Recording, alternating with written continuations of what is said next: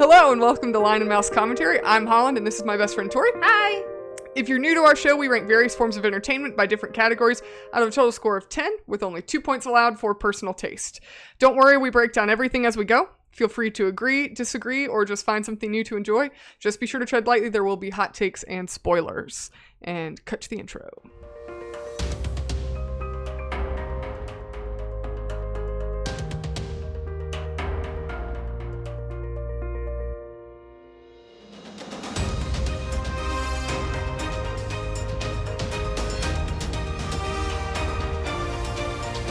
Tori does all of our editing.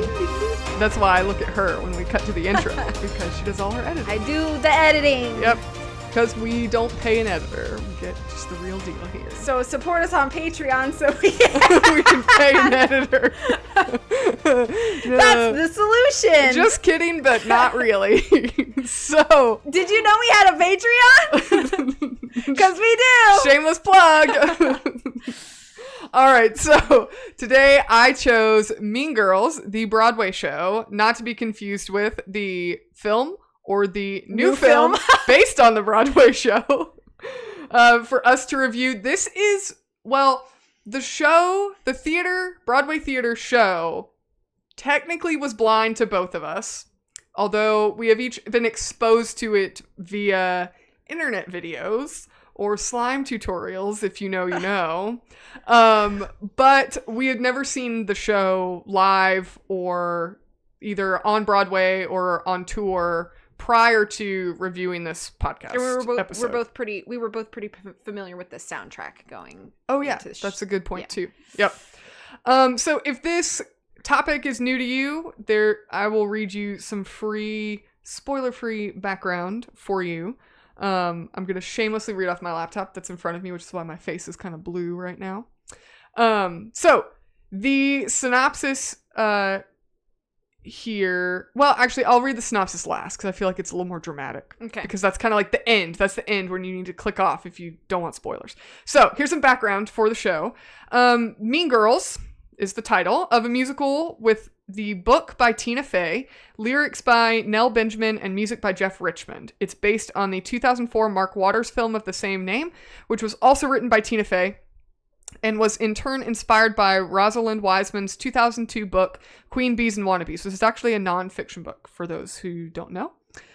The musical focuses on Katie Heron, a teenage girl who transfers to a public high school after being homeschooled her whole life in Africa. The show was directed and choreographed by Casey Nicholaw and produced by Lorne Michaels. Didn't he do SNL? Lorne Michaels? Yes. From SNL. The original production of Mean Girls premiered on Broadway at the August Wilson Theater in 2018, after completing pre-Broadway tryouts in Washington, D.C. at the National Theater in 2017. The show received positive to mixed reviews from critics and was nominated for 12 awards at the 72nd Tony Awards in 2018, including Best Musical. A recording featuring the original Broadway cast was released in 2018 by Atlantic Records. The show closed on Broadway after 833 performances on March 11th, 2020, due to the COVID-19 pandemic. Okay. There was a U.S. national tour from 2019. The first U.S. national tour started in September of 2019 and concluded in Florida, May of 2023. And then a non-equity second national tour began on September 26, 2023, and is actually currently scheduled until May 11th, 2025. So if you're reading the Wikipedia page, Wikipedia says that it was going to conclude May of 2024, but it's actually still going. Cool. It's renewed for actually an additional year. Nice. There's also a West End production currently running, and it's scheduled with performances until February 2025, but that may change too. Cool. The original Broadway cast included Erica Henningsen as Katie Heron, Taylor Louderman as Regina George, Barrett Wilbert-Weed as Janice Sarkisian. I did not know she had a last name. That's news to me too. Apparently she does. Gray Henson as Damien, Ashley Park as Gretchen Wieners, Kate Rockwell as Karen Smith, Kyle Selig as Aaron Samuels, Cheech Manohar as Kevin, Carrie Butler played Mrs. Heron, Miss Norbury, and Mrs. George, so that was a multi-role. And then Rick Younger played Mr. Duval. Some notable cast replacements, and I'm including this is kind of getting a little bit into the weeds, but probably the most famous original Broadway cast individual was actually a replacement on Broadway, and that was Renee Rapp playing Regina George, who actually also played Regina George in the film version of the musical. And then Sabrina Carpenter replaced Katie Heron for a time. Gretchen Wieners was replaced by Christina Alabado for a period of time. Cameron Dallas played Erin Samuels. Jennifer Simard and Catherine Brunel played Miss Heron, Miss Norbury, and Mrs. George. So accolades, like I mentioned before, it was nominated for 12 Tonys at the 2018 Tony Awards and 9 Drama Desk Awards in 2018, which it actually won Outstanding Book of a Musical. Tina Fey collected that award from the Drama Desk Awards. The show is 2 hours and 30 minutes, including an intermission. And here is the spoiler-free synopsis from Broadway.com. Dramatic reading, please. Oh, I don't really do dramatic readings as fine. well as Just a normal Tori, reading, please. I'll do semi-dramatic. Okay. Tori does the best dramatic readings, but I'll do a semi-dramatic reading. Because I feel like as you read it, you just have to be a little more dramatic. Because this is actually kind of a dramatic synopsis. Katie Heron may have grown up on an African savanna, but nothing prepared her for the wild and vicious ways of her strange new home, suburban Illinois. How will this naive newbie rise to the top of the popularity pecking order? By taking on the Plastics, a trio of lionized frenemies led by the charming but ruthless Regina George.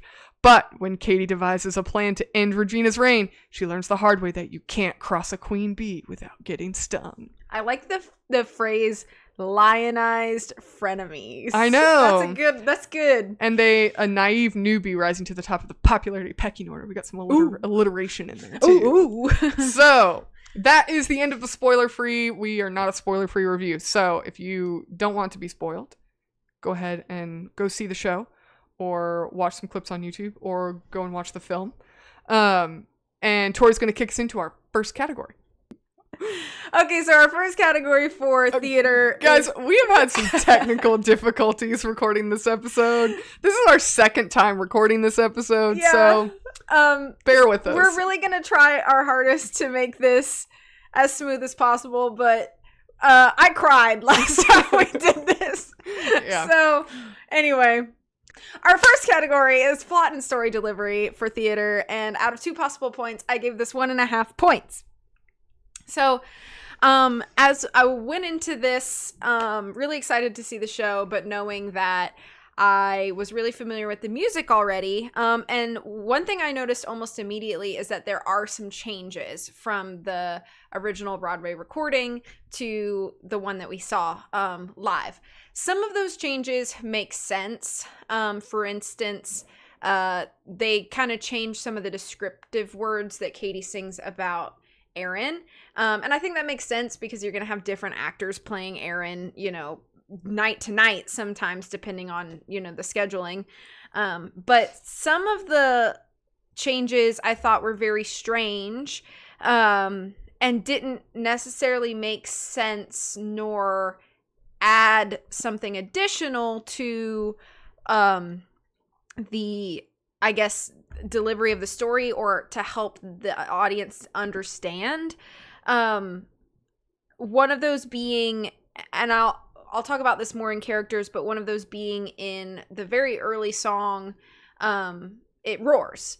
And there's some things that are lacking in sort of the context of Katie as a character that make a lot of moments later in the story feel inconsequential, insignificant, and lose like a lot of the punch that they have without that.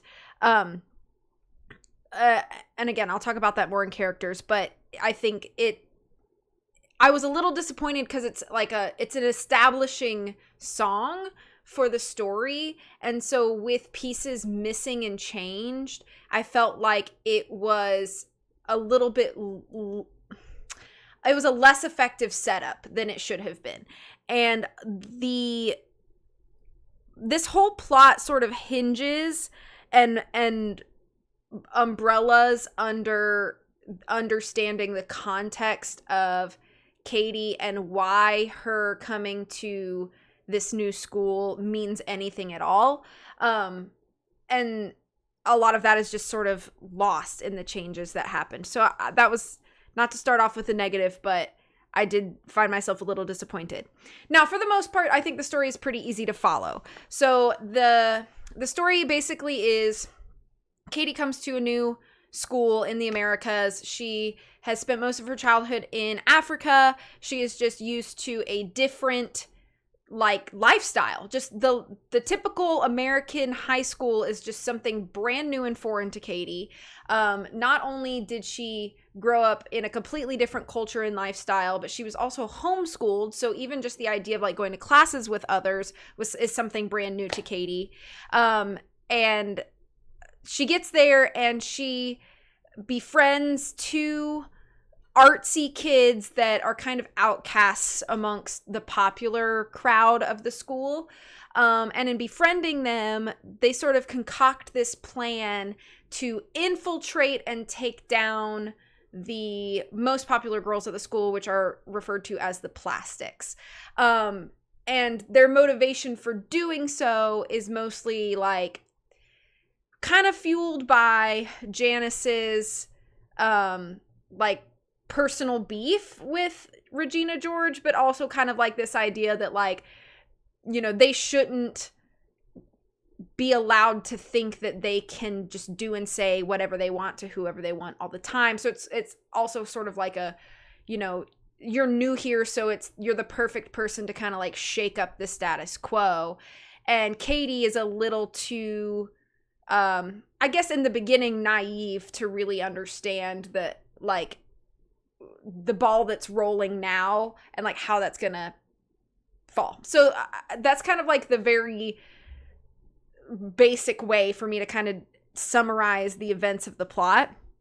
I do think that it is easy to follow, though, in the fact that the delivery of that story doesn't really have many frills, and I think it's beneficial because at the end of the day, this is not a piece of media that's gonna leave you feeling this poignant reflection upon man and yourself and nature, or because it's just not built for that. Some pieces of media for comparison, we've talked about on the show previously, the show The Pacific.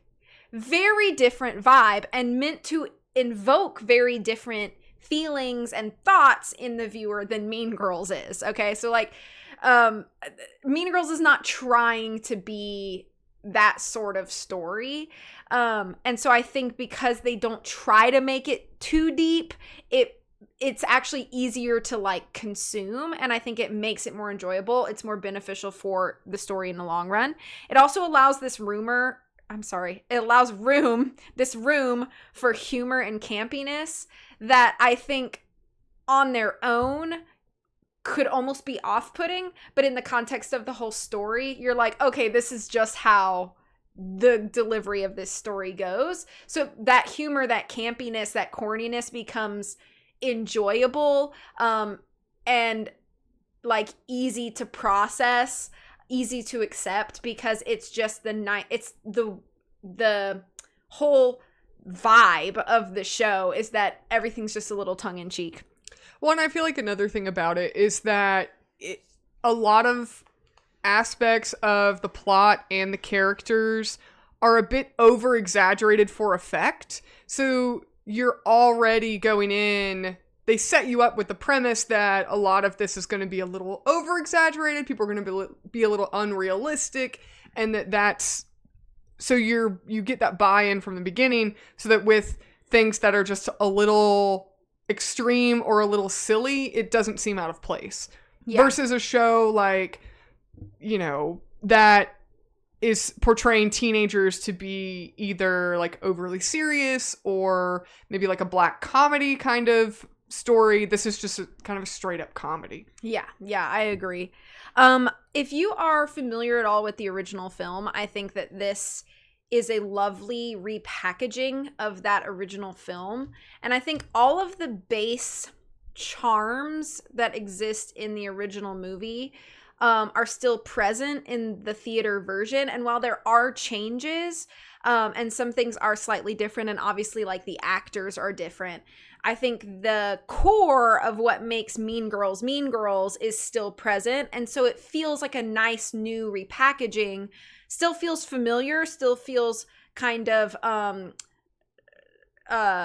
I guess, accessible to fans that are fans of the movie, while still feeling fresh and like new enough that it doesn't feel like you're watching the same thing or the same version. It's kind of like I'm a Pride and Prejudice fan, and I like the BBC miniseries, and I like the 2005 film. And so they're different, but the base is still the same. And so I can watch both and acknowledge that they're different. And I'm not going to necessarily debate which one's better, even though I know probably plenty of people on the internet would want me to debate that. But they're both good, and I enjoy both. And so it's kind of the same here with like the Broadway show and the movie. If you like one, you are probably going to like the other.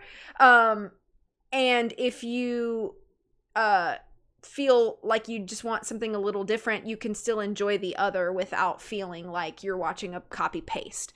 So however, the adaptation is my point, is just really satisfying, and I'm really happy with how it turned out. Now, most conflicts that arise in this movie are, I would say, actually, if you can think of one that's not, please tell me. But I think every conflict in this entire plot is self-inflicted in some way. Can you think of any that are not? The mathletes at the end. The competition at the end. Okay. All right. Yeah, I guess, but it's such a small conflict compared to the rest of the story. Right, but you did answer my question. Yes. So the majority of conflicts in this show are self-inflicted, which feels like that could get repetitive or boring after a while. But then if you take a step back and think of the fact that this takes place in a high school setting, where, if we are truly honest with ourselves, I think a lot of the conflicts that come up, especially in regards to our peers when we are that age, are self-inflicted conflicts. So it feels incredibly true to life and believable that, unfortunately, as teenagers, we tend to be our own worst enemies, and we tend to put ourselves in situations that we should not put ourselves in, and then have to reap the consequences of said behaviors. And then we think that we know best, so we make a bad decision because we don't actually know best. We just think we do. And, all of the things that we do as teenagers are like present in this film. So I think in any other context or age bracket of characters, we would look at that and be like, again? But in Mean Girls, we're like, again, here we go. Like teenagers, being awful to each other and themselves. It's just kind of what happens. I think the end of the movie, the end of the show, like the end of the story, it sort of ends with Katie realizing that like the things that she thought she wanted or needed to become the person she now felt she wanted to be, there's just not value in that to her anymore. And I think I'm glad that we get to that sort of point. However, I think at the end it does get slightly weird how we get there, with the whole like prom situation, and like the prom king and queen and the broken tiara, and like I'm not gonna spend a lot of time talking about it, but I think that while the end it feels like satisfying enough as a viewer, I think if you were looking for anything deeper from this movie, you would leave unsatisfied. So just go in knowing that this is going to be sort of like a lighthearted, tongue-in-cheek comedy with like kind of an underlying moral, but like really just don't go into it thinking that you're going to get anything serious out of this. And I think you're going to enjoy it thoroughly. The end feels satisfying. It still feels light. There are consequences to actions, those sorts of things, kind of, mostly. But I think really the reason that I couldn't give it the full 2 points, though, just comes from like some of the changes that happen, and I think that some of them are just simply unnecessary. I think that the original soundtrack is written incredibly well, and other than the descriptors for a character that's going to have a different actor in its shoes, I just don't see the need to like change a lot of the things. But other than that, I think that it's very good. And I don't have too many complaints. So 1.5 points out of 2 for me. Alrighty. So for plot and story delivery, I also gave this 1.5 out of 2. I think overall, I agree with like the majority of what you said about the plot. Like you kind of, it sets you up for what you're getting into straight out of the bat, and then it holds your expectations to that level, which I like in a musical. There's no moment where you felt like you came in to watch a nice comedy and then now you've got a huge left turn and now you're watching a tragedy or something like that. So I enjoyed that about the show overall. It delivers what it sells you. I think overall, the first act just feels a little better than the second act. And I feel like that's true with a lot of theater, that the first act is really dynamic, high energy, and then you kind of hit this peak, and then you have intermission, and then when you return, you don't go back to the peak you started at. You're a little bit lower, and then you kind of wind down to the end. I guess that's kind of typical for theater, but I think that it is definitely true in this show as well. I feel like the first act is just really like high energy, energetic, engaging, and then I kind of like how the intermission takes place between like the winter break of school, and you have this time pass. Can you remind me what 2 musical numbers but the end of Act 1 and the beginning of Act 2? Because I don't recall. I think Stop opens Act 2. Okay. But I can't remember the last number before it ends. I'm going to look it up. Pull it up if you don't mind while I'm talking. Overall, I think the plot of Mean Girls is really good. I like that they set it up as like this is a cautionary tale about how teenagers are going to kind of be dumb and stupid, or get wrapped up with the wrong people. It's kind of a coming of age story in a modern high school teen situation. It has kind of this social commentary on like hierarchy of, not just high schoolers, but maybe a little more specific into like female, friendships and relationships, kind of this social hierarchy that kind of develops with teenage girls. And that if you surround yourself with certain people, those certain people are going to impact and influence you. And I think that Katie is and this is a little bit of character, but I think that of the plot, Katie's kind of that nice catalyst where she comes in and in a way she's influenced by Damien and Janice to kind of integrate with the plastics, and then she's then influenced by the plastics, and now she kind of develops and changes in a way that may not be the best way, and then kind of realizes like, oh man, my choices have consequences, and like here are the relationships that I've damaged along the way. I think that overall that's a really good plot for a show in general, but especially one that's your audience is going to kind of relate to that teenage audience. But then also I think there's good applicability to just kind of general relationships. I mean, I feel like for not just for women, but in, maybe it's more noticeable in like that kind of social hierarchy that the plastics have. Like women can experience that in the workplace with grown adult women. And right. But I think that it has that relatability where you can kind of see a reflection of what the plot is portraying. You can kind of see a reflection of that in any aspect of life. Yeah. Did you look up I did. The last song of Act 1 is Fearless. Which I forgot. Gotcha. I think that's a good bookend to It is a good bookend, yeah. Because you're watching Katie kind of take over Regina's place at the end, and now you see her kind of in that position when the act opens in Act 2. Yeah. After intermission. Overall, I think the songs are really fun and engaging. We kind of touch in musical numbers in the plot because they usually are used to deliver the plot. They do character as well, but we can kind of touch on them here too. I like that the songs are all pretty high energy and engaging, but you never feel like you're fatigued along the way. And there's not this huge dynamic change in musical style, so it's not like we're listening to a very wide variety of music to avoid fatiguing us. We're still listening to some very like show tunesy pop-esque songs.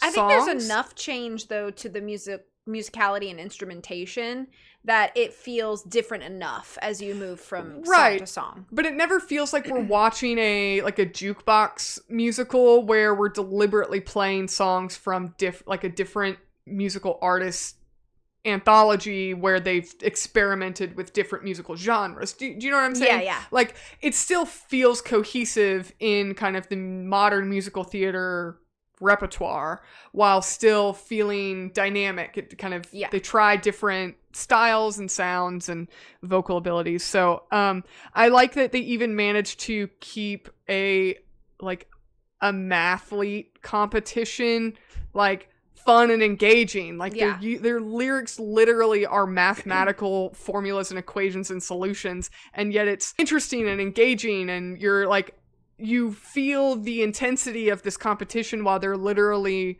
quoting equations as their lyrics. Yeah. What else do I have here? I think that the adaptation of the original material is pretty good. It's a good repackaging of Mean Girls. They don't try and completely rewrite it or reboot it for a new audience. They keep the plot consistent with the original, which I think is a good move. Yeah. One thing I do think it's interesting is the original film came out in 2004, and I feel like it's very much a product of its time. And while I think there's a lot of consistencies to 2004, like here we are 2024, 20 years later, the musical setting is not in 2004. Yeah. And I think that's a very interesting choice. They've integrated the same plot into modern day. So there's the impact of social media. Mm-hmm. And, the clothing and costumes, set pieces, things like that are all reflecting modern times. And I don't think that's necessarily a bad choice, but I do think that it would have been, I think personally, it could have been a really interesting move to make this a kind of period piece of the 2000s and kept it in that era. And you could have kept a lot of, I think some of the lyric changes that they've made just since, the original show, and even I think the new film also made some lyrical changes and some plot changes, some line changes, and I think some of that was an attempt to kind of change with the times and avoid being some of the humor that was very prevalent in the early 2000s. I think a lot of people don't see as appropriate anymore, and I think that,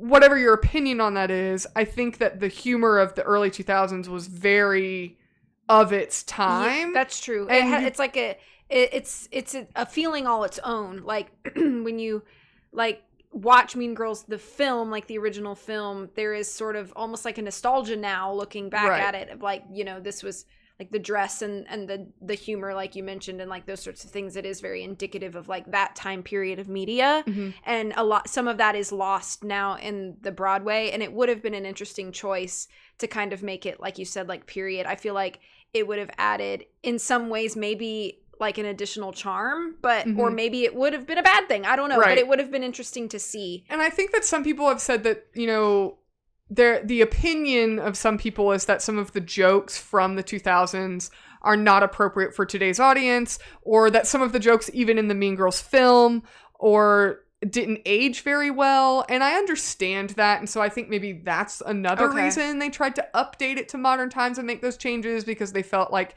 some of the jokes that were very commonplace in the early 2000s are now seen as controversial, and they kind of wanted to avoid that. So I understand. I feel like that's probably the reason. I feel like it's kind of, I think there's pros and cons to that. Sure. But I think that some of the jokes that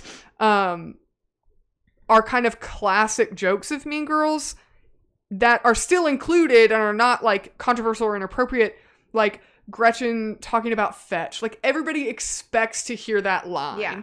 And, the other, jokes or, on Wednesdays we wear pink. I think that in today's audience, you don't have like the popular girls wearing pink is not really a thing anymore. Yeah. And so that doesn't make sense to a modern audience, but it does make sense in 2004. Right. Right? Or like Gretchen trying to make fetch happen. It's not going to happen. And, things like that.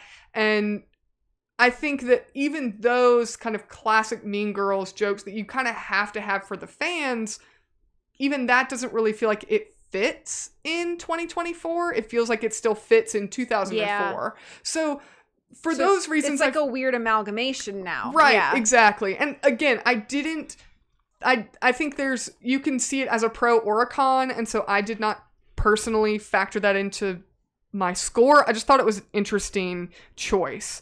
I think that they do a great job of dialogue and physical comedy. There's a lot of visual comedic moments, and I really appreciate that when they don't just strictly rely on actors' delivery of lines. So overall, I think it's a good, solid, interesting, and engaging plot. I do have a few negatives, though. A couple are some things that I don't think make a lot of sense with some of the changes that they made from the original, like, Broadway show decisions. Overall, and I think that I like the decision to make this show central around Katie and the plastics. And I think that was true in the original film. Again, I'm going to kind of stop comparing to the original film. But I appreciate that the focus isn't about Katie trying to get Aaron. It's not a romance plot. That's just kind of the catalyst to why Katie kind of makes the choices she makes. But the focus really is about Katie finding Regina's like power as the apex predator. There's even a whole song about it. That's the appeal. Right. And so she wants to kind of be next to that really powerful, dangerous, or even be in those shoes individual. Well, she wants to be next to her and benefit from her. And then we see her kind of change where now she's like, well, why shouldn't I be in charge? Yeah. And she doesn't say that exactly, but I like that that's the plot because it's very interesting. It's more about, a teenage girl, like the social dynamics of a teenage girl's high school experience. And I think that that's a good, like, undertold story, if you will, versus the typical, like, boy meets girl, girl wants boy, boys dating other girl. I feel like that's very copy-paste. But because of that, I feel like the whole romance plot between Aaron and Katie is completely useless. It's completely irrelevant to the plot. We don't need Aaron in the show. Which is a shame because I think some of the, like, best songs in the soundtrack are, like, Katie Aaron centric. But you're right. In the ultimate, like, it really doesn't matter. Right. And so, yes, it was sort of a catalyst because Aaron wanted to, Katie wanted to date Aaron and then Regina took him back and now she's mad and that's why she goes to get revenge. Like, I understand that being a catalyst, but even that's not really necessary because the plot sets up that Katie wants to be part of Regina's friend group because she feels that she grew up in Africa and she sees that as appealing. And I think that's very interesting. And so because of that, the whole romance plot just becomes irrelevant. And I think that that's, one, kind of a shame. And two, the time we spend on Katie and Aaron's, back and forth is just kind of dumb. It doesn't seem like it fits the plot at all. So I feel like that's just kind of boring. I think the plot in general, and I know this is from the film and so they couldn't take it out, the whole plot towards the end where all of the girls get together and Tina Fey's character from the film is like, who's ever been hurt by Regina George? And they're all like talk about their feelings Raise your and hand stuff. if you've ever been personally victimized by Regina George. Yeah. And then they do the trust falls and they just have this big like kumbaya. I think that part is so dumb. It's so hokey and corny. And I feel like it feels even hokier in this play, especially if you have no reference that it's because they did that in the film. Right.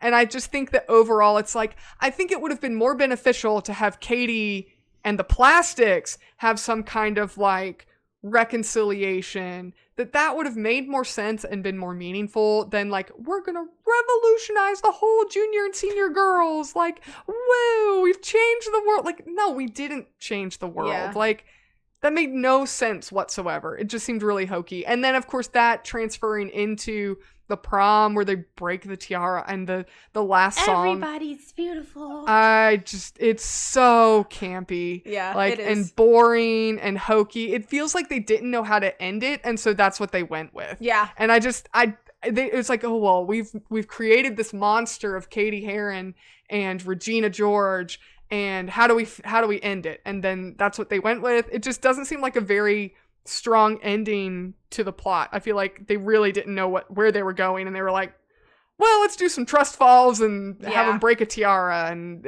so overall, I feel like it's just kind of weak, a weak ending to the show. There were a couple plot holes I noticed from the and some of this will kind of go into aesthetics as well. But in the opening number of It Roars in the original Broadway show, they have Katie is singing about, the animals that she's experiencing, because she's living in Africa, and there are ensemble members that come out with like these big like lion head costume pieces, and Katie like shoots one with like a tranquilizer dart and then like tags its ear, and she's like, she's singing about the lions, and she's, that's visually given to the audience. And then in transitioning from the if I'm remembering correctly, transitioning from the African savannah into Illinois high school, the ensemble members also come out in animal costumes, and then that kind of transitions into the ensemble members are now high schoolers. Yeah. And I feel like that visual moment, this kind of falls into aesthetics, but I think it also fits into plot.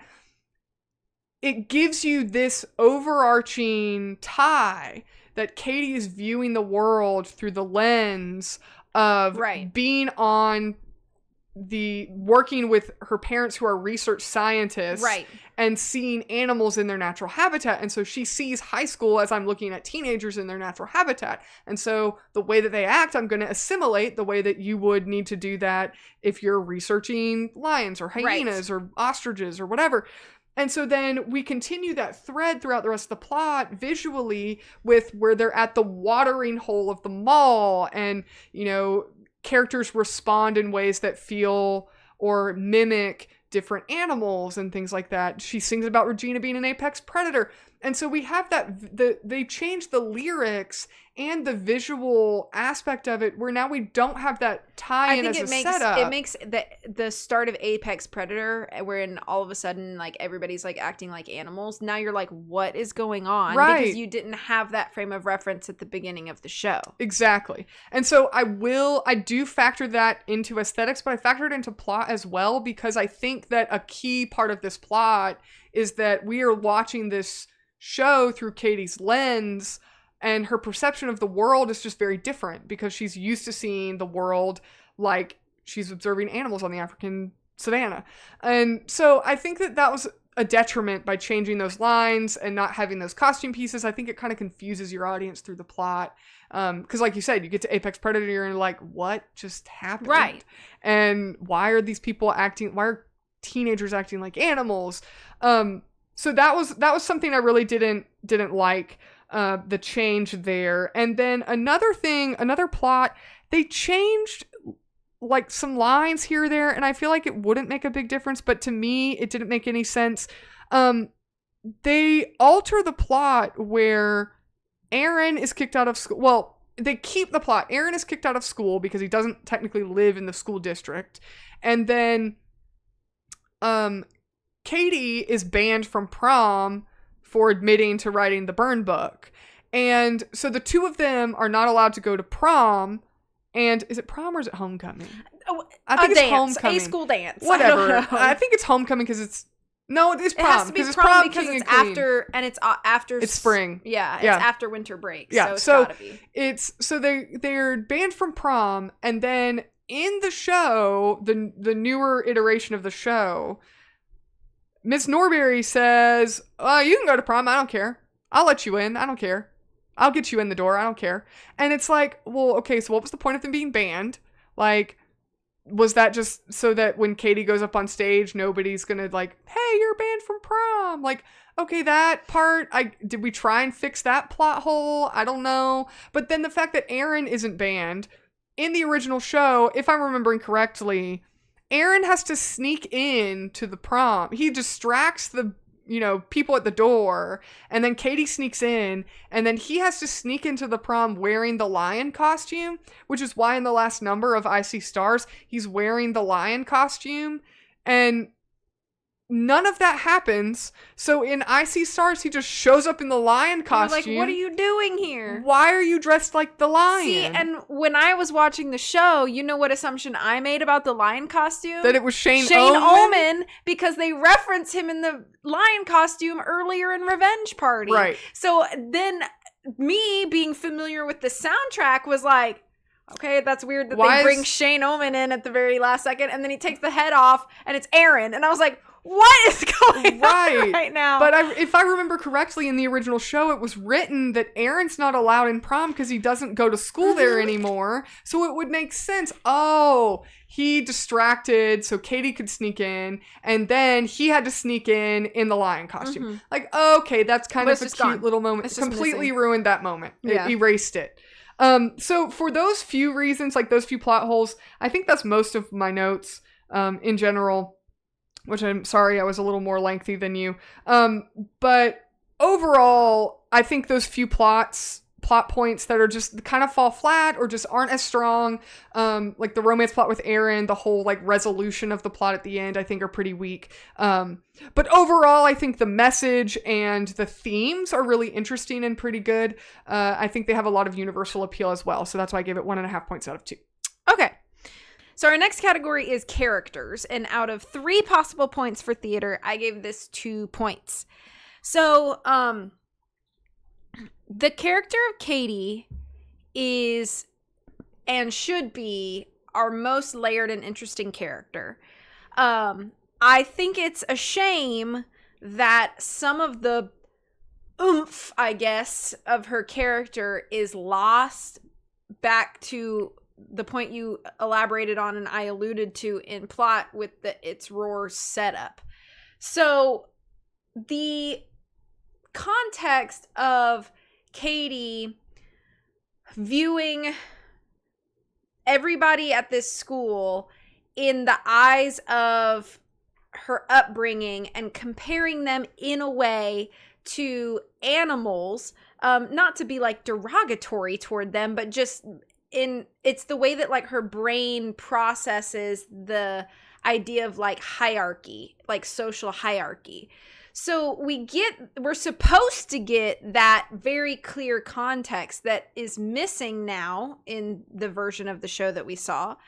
And I think because of that, it makes some of her decisions and dialogue feel weirder than it should.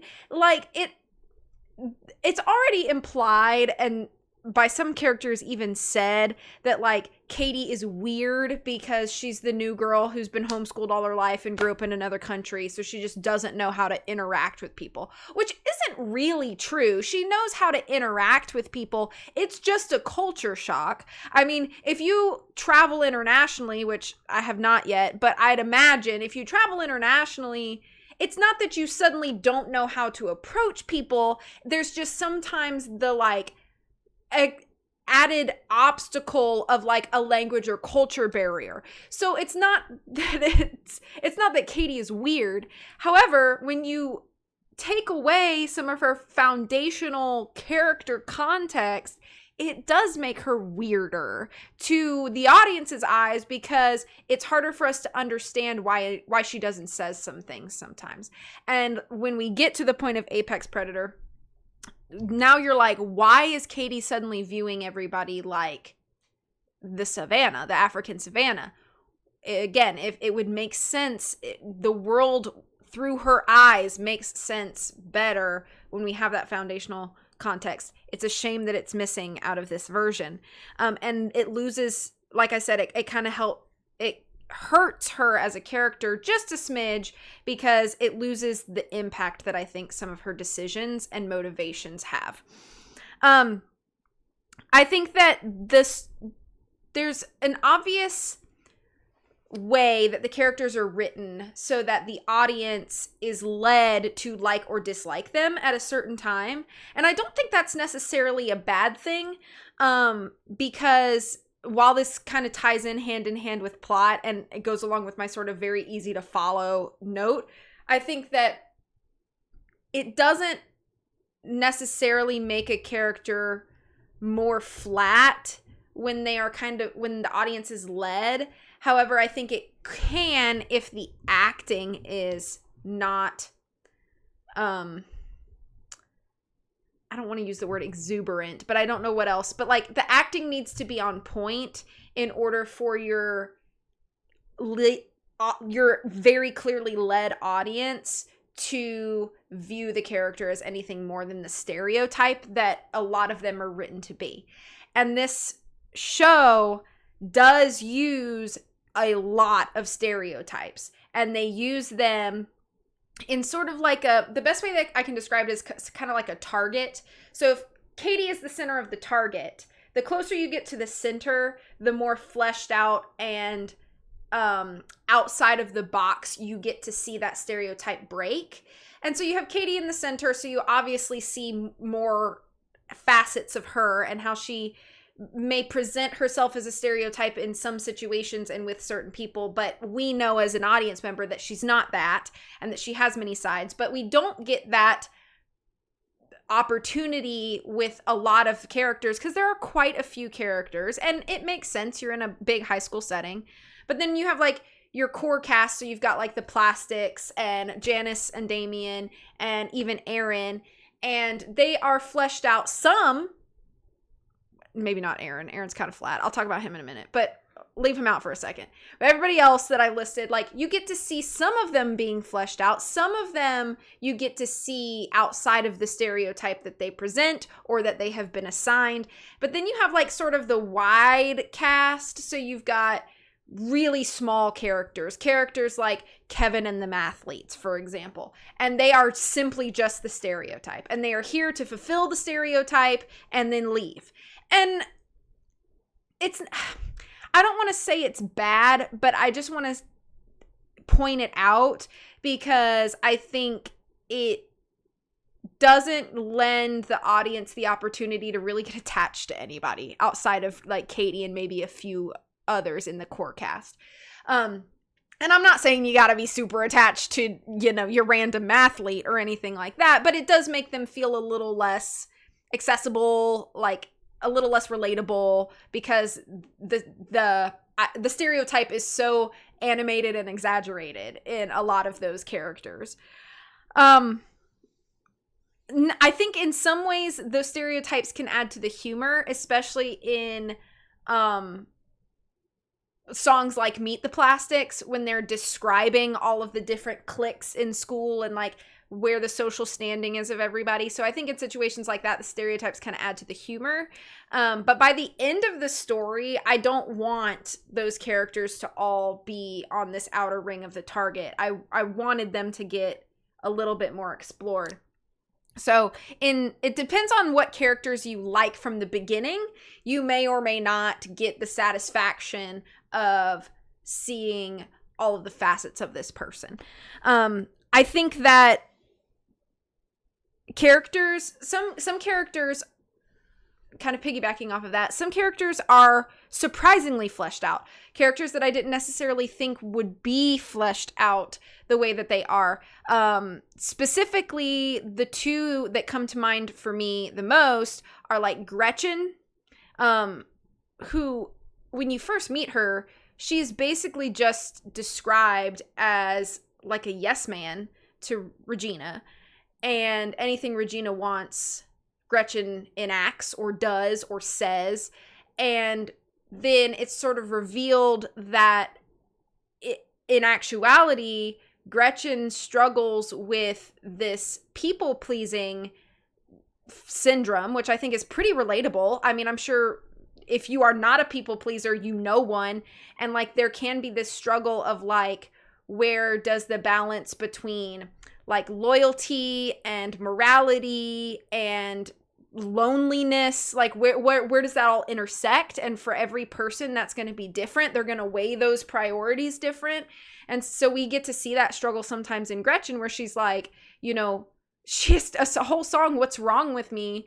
And she takes every small or big critique, and she immediately like puts herself down and just resolves to like, okay, I just can't do or say that specific thing ever again, because then Regina will hate me. And it's just like a terrible burden for anybody to take upon themselves. And so it's no wonder that eventually Gretchen genuinely cracks, and she just cannot bear the weight of all of those like expectations of perfection that not only Regina has placed on her as like conditions of their friendship, by the way, but also everybody in school looks up at Gretchen and says, oh, you're best friends with Regina, you must be whatever. And so like getting to explore that is like something you don't expect to see when you first are introduced to Gretchen.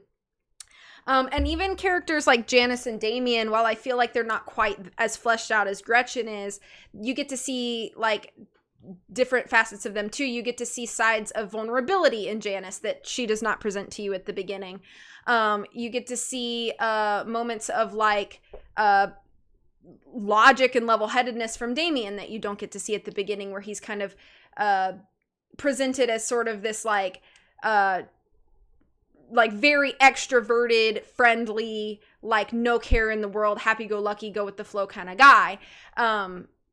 But a critique here is that we see so much time and effort, which again, I'm glad it's not more than it is, but there's a lot of time and effort devoted to the character of Aaron, because he's supposed to be like the perfect dude or whatever, and he's like athletic and handsome, and Katie just really loves him and all of these things. But like the unfortunate thing is that Aaron is so flat in this depiction that by the time that we get to the point where Aaron is kind of presented with this choice between Katie and Regina, I, as an audience member, go, why do you even want him that bad? Like, he's kind of average, and I don't want to be like super mean about that. There's nothing wrong with being average.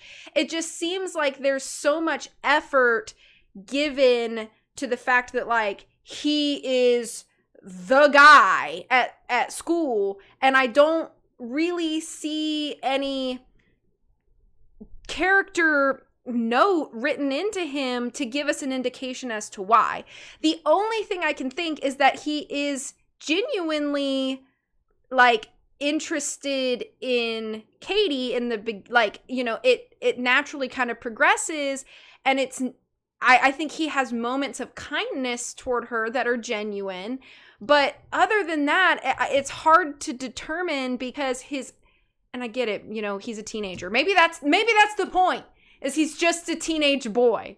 And so it's like he is fickle and does change his mind, and he says something really kind to Katie and then gets back together with Regina. So maybe that's the point. Maybe I just discovered it right now while talking about it. Maybe I discovered the crux epiphany of Aaron Samuels is that he's just a fickle teenage boy.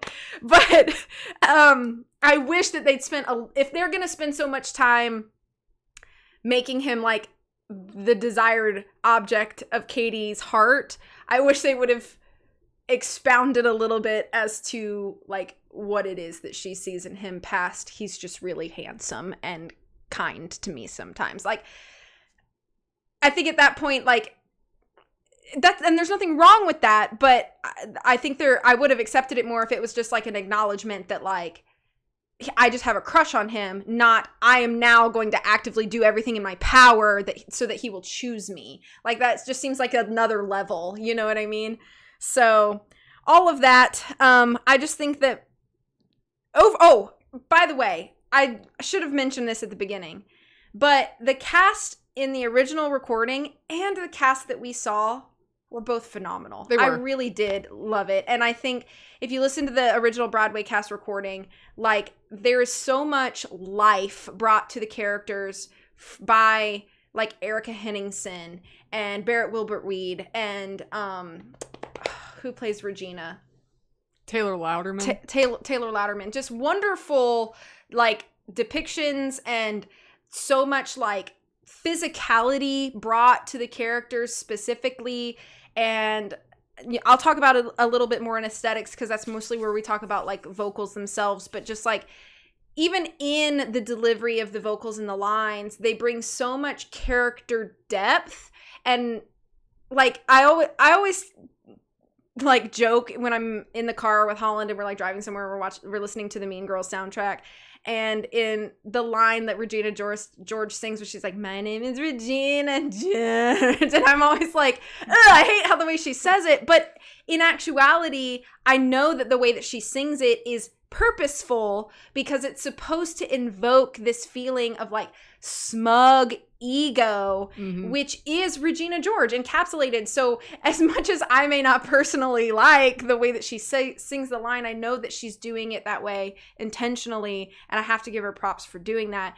And it's not just her, it's the entire cast. It's just very intentional with how they deliver each character moment and line. And I think it's hard to sing in character, because you're not just thinking about hitting every note and remembering all your words, but now you have to add extra things to your voice, to your physicality, to your body, to your movement. All of that's happening at one time, and I think everybody just nails it. So I just want to give a big shout out to the cast that we saw and the original cast. It's just really, really good overall. But because of the issues that I had, I just couldn't give it full points, so I settled on 2 out of 3. Okay. Alrighty. So for characters, sorry, make sure my mic's back. You good. Okay. We have a little monitor over that way. That's what we're checking over there for you, behind the scenes people. Okay, characters. Out of a total possible score of 3, I give this 1.5 points out of 3. Okay. I feel like overall, the best way I can, and I'm really not trying to make this sound like it's like a trend or like using like buzzwords here, but I really feel like this show absolutely has one main character and everybody else is supporting characters. And Katie Heron is the main character, and everybody else is just, it's her world, we're just living in it. And that's not a bad thing, overall. I don't think that's a bad thing. But I think it's just an accurate reflection of how well developed the characters are. I like kind of how you put it with, like, a target, like Katie's at the center, and then, like, the rest of the cast is, like, how we know them is in relation to Katie's experience with them. And I think that's overall pretty true. I think there's a few exceptions to that. For example, Katie doesn't really know anything about Regina's mom, and yet her mom has a reprise of What's Wrong With Me, which I think is a great movement. So that's not something that Katie necessarily knows or interacts with her. That's just a picture we, the audience, are getting. So I think there's some moments where we find character development, and it's not because of Katie. Do you know what I'm saying? Right. So I'm not saying that what you said was inaccurate, but I didn't necessarily even mean it like in relation to Katie, just that because so much of the focus is Katie, and then there's less focus on the characters as you go out. And I think that's really accurate. And I think it's not necessarily a bad creative choice, but it does make for some of the characters being pretty lackluster, which I think is unfortunate, which is why I didn't give it full points. Katie, though, I think is an absolutely well done character. Because we set up the plot of the story, Damien and Janice come out and they're kind of like the narrators at the beginning, and they sing a whole song about this whole story is a cautionary tale. And it's about how when you make bad choices and things go south in your friendships and you find it's almost like, without it sounding too much like a cliche, it's what is it? You either die a hero or you live long enough to become the villain. We watch Katie become the villain in her own story. And I think that's a really interesting plot. And yet it's an extremely difficult plot to do without making your main character now be completely detestable. And so now they've fallen from grace. so badly and unlikably that there's not even any room for redemption. And so the fact that that does not happen in this plot and story is really impressive. I really like that we watch our main character suffer from the consequences of her actions. She succumbs to peer pressure.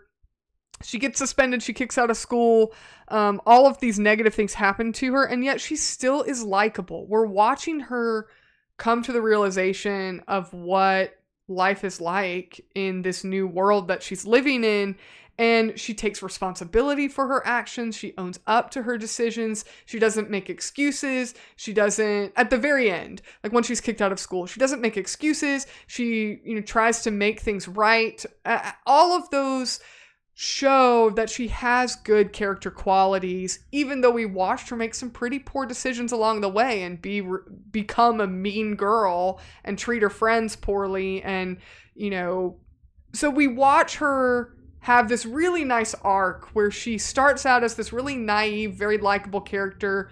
She maintains who she is while we watch her become this unlikable person with making poor choices and treating people poorly and having this fall from grace. And then we watch her redeem from that. And overall, how many TV shows, films, plays, books have you experienced where the character has all of those same things happen, and yet by the end of it, we hate them and we want them to fail because they just became so detestable by the end of it. Mm-hmm. And so I really like that they kept her a really good balance between this naive character who really has good character qualities, and yet she just fell in with the wrong people and made poor choices, and she had consequences, and yet she still maintains that those good nuggets that were in her at the beginning. She maintains that and still has it at the end, even though we've kind of watched her make mistakes. So I feel like that's so hard to do from a storytelling standpoint. And I feel like this show really got it right. And I think that's huge props, not just to the writers and the lyricists and the composers that, created the content, but also to the actresses that played Katie, throughout these different iterations, keeping her. It's hard. I think it's even hard for an actress to play that character well and it feel really genuine. Right. So huge props to Katie. But unfortunately, she's only one character in the show. She's a main character, and I think that her development and her arc is really the point of the story, and it should have a lot of weight. But unfortunately, I don't think it's enough to give this category full points. Other than Katie, I feel like the only positives I have on characters overall are Gretchen and Karen and Regina George's mom. I feel like those are the only other characters that have any kind of depth to them, and everybody else just feels really, really flat. And I'll elaborate a little bit. I think that we are given a lot of depth to Gretchen and Karen, as the two of the three plastics, kind of what you mentioned, already touched on. I really agree with a lot of what you mentioned. I like that we kind of delve into Gretchen as this kind of people pleasing, which I think is so relatable to so many people. I think a lot of people, regardless of how old they are or what situation they found, everybody's found themselves in a situation where they really want to get on the good side of somebody else. And so to see that personified in Gretchen is really interesting, and yet it all feels really genuine and real. Like, it's a pretty realistic portrayal, especially for a teenage girl who's just trying to stay on the good side of somebody popular. And it's kind of like these moments where she's having, something has to be wrong with me for you not to like me, versus maybe she even has this moment where she's like, what's the problem here? Is it you? Oh, no, it's probably me. And so just that pitfall we kind of watch her fall back into. Yeah. It's really interesting dynamic, and I think it's a great portrayal as well. Karen also, my note, I just think Karen is just perfectly delightful in this show. She's so still the ditzy kind of dumb blonde character, which is in itself a stereotype, but I think that the expounding on her in that moment, specifically that moment where Katie's expelled and she's texting back and forth with Karen, and Karen says, you know, I always follow the rule of twos. Like, two things can be true at the same time. Like, you were being, you know, you were only pretending to be our friend, but you had a good time with us. So, like, those two things are true. And it kind of gets, I think that's a very good, interesting dynamic to not only integrate into the plot that not all people are black and white, and sometimes we do things with multiple motives, and both of those motives can be true at the same time, even if they're kind of opposing motives. That alone is a really interesting plot point and a theme to kind of include. But the fact that Karen is kind of this really dumb, ditzy person, and yet she has this like wisdom coming from somebody that's not really that smart. Right. But she just has this like really genuine, sincere like moment with Katie. And I really enjoyed that and found it just very pleasing to watch. And then again, also I think that Gretchen and Karen, as well as characters that credit should also be given to those actors, because I feel like you could easily have taken those two characters and taken them to the far end of the stereotype like spectrum, and it would have just made them really boring and flat. But they gave a lot of depth to those characters. And then Regina George's mom as well, having that moment as a mom where she's like, I want a relationship with my daughter who hates me. Like, what's wrong with me? You know, so she reprises Gretchen's kind of what's wrong with me moment. And I think that's a great and interesting character moment to see that a lot of times moms are trying to relate to their teenage daughters and trying to, you know, we were best friends and then she turned 3. You know, it's just a really like clever, like funny moment, and yet it's kind of like, oh yeah, that is kind of true. You know, that, you know, there's a lot of moms that spend their whole lives chasing after their daughter's affections, and their daughters just really don't care to reciprocate any kind of relationship. And how we've seen that from the mom's perspective is just kind of sad, but then it's also done in like a really lighthearted and humorous way. And it's not necessarily like, you know, either Regina or her mom. Like there's a lot of nuance in those kinds of relationships anyway, but it's not really you know, it's not done in a way that kind of slams Regina's mom or Regina in that moment. It's just, we're just getting this snapshot of what it looks like. So I think in general, that's kind of where the depth I feel kind of stops. I agree with a lot of what you said with Aaron. I think he's an extremely flat character. We have no reason to want this romance between him and Katie to work whatsoever. Like, why do we want them together? Like you said, there's no reason. Why does she like him and why does he like her? Clearly he doesn't like her because he went straight after Regina in 2 seconds. He said no to her. Like, no, you broke up with me. And then he's like, all right, well, just kidding. Like, within a blink of an eye. Fickle teenage like, boy. Come on. Like, so Katie wants this guy? It just makes no sense. And then he gets back with Regina in literally like 2 seconds.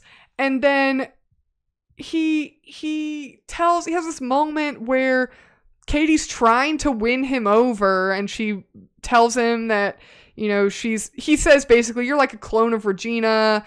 And she's like, no, I'm better than Regina. And he basically says, you think this works with me? It's a whole song number that they do. And he says, you think this works with me? Meaning like her pretending to be dumb and her acting like Regina to try and win him over and all this. And he basically says, you think this works with me? Well, you thought wrong. And it's like, who wouldn't think this would work? You've been with Regina the whole time. After you had what we thought that was your type.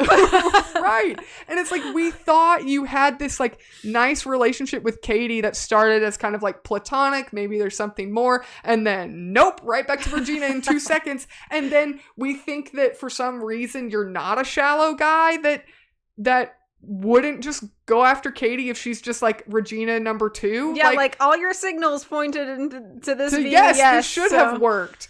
And then there's this moment towards the end, which I thought was so just out of nowhere. This moment where Aaron is at the mathletes competition as like the water boy, which I think is so dumb, but it works. It's kind of hokey, but okay.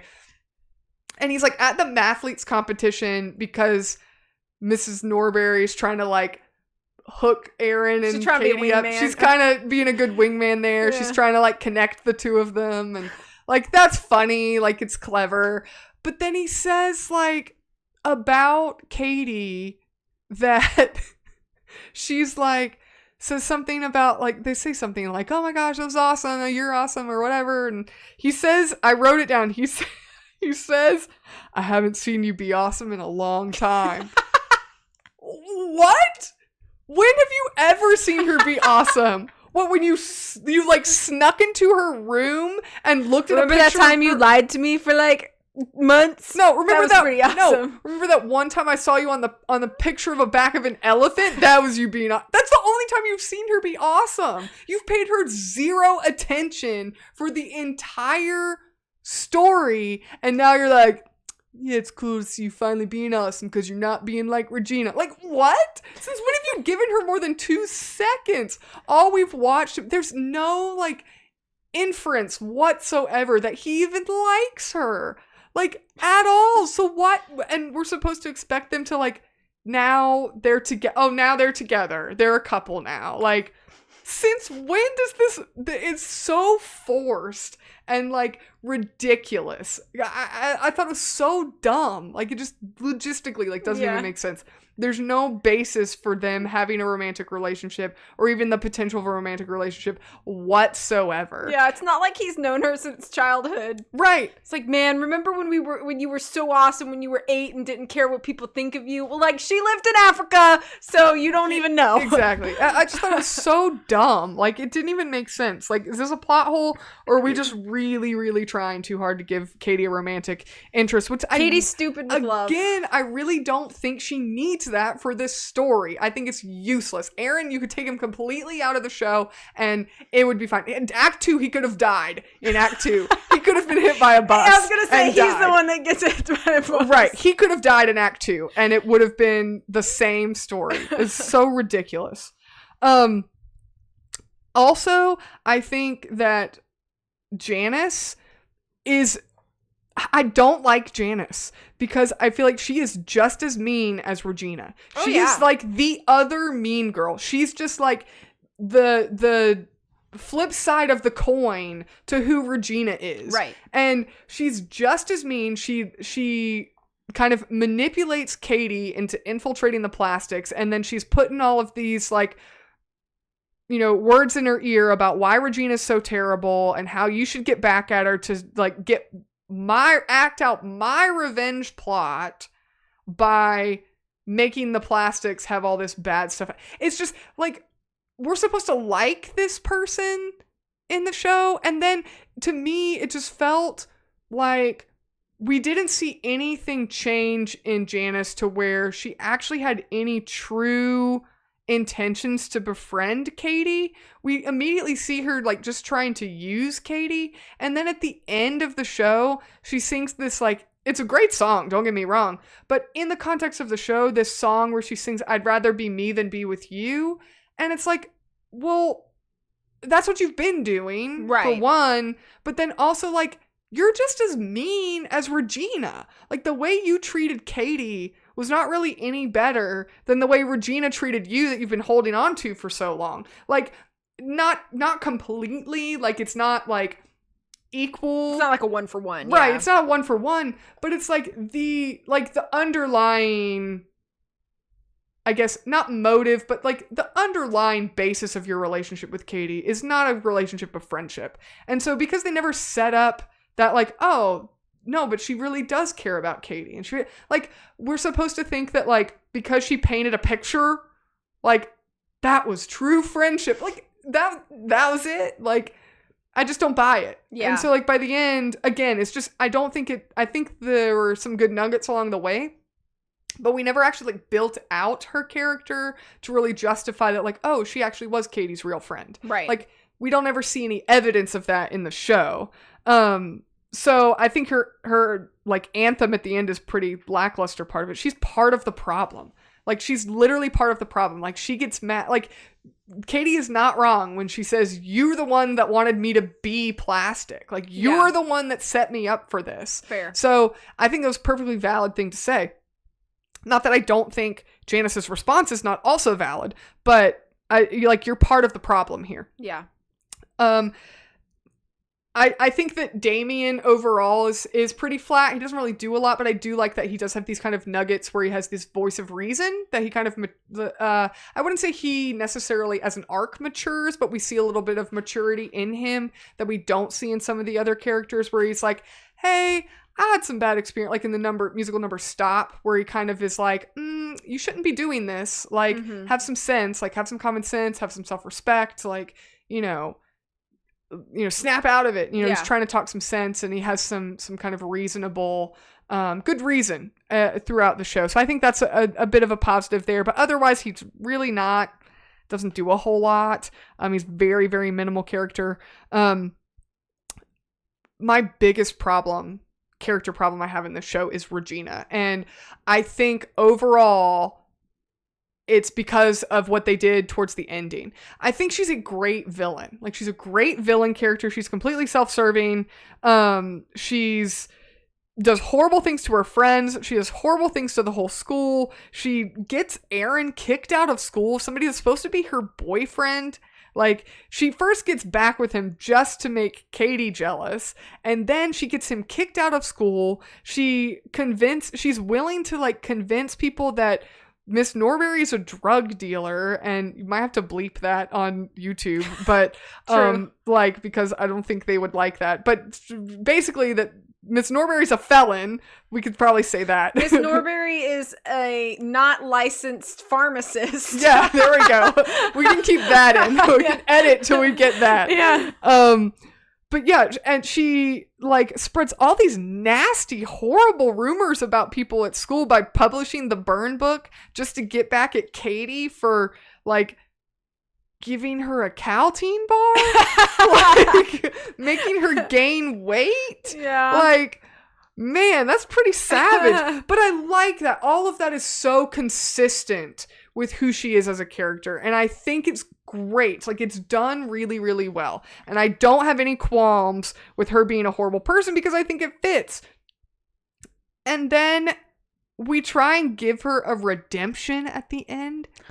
I'm better now. Like, but not really. And I get that they try and like cheese it out by saying that she's heavily medicated on pain medication. And so she's, talking about how, yeah, I'm a pretty bad person, and but Katie, you're all right, and like you should just you be you, and like she has this moment with Katie at prom in the bathroom, and it's like Regina basically has this whole like, oops, I've changed, now we're friends, like isn't life great? Like after she gets hit by the bus, and it's like, I mean, to be fair, if you have a life-altering experience, that can change your perspective on life. I get it.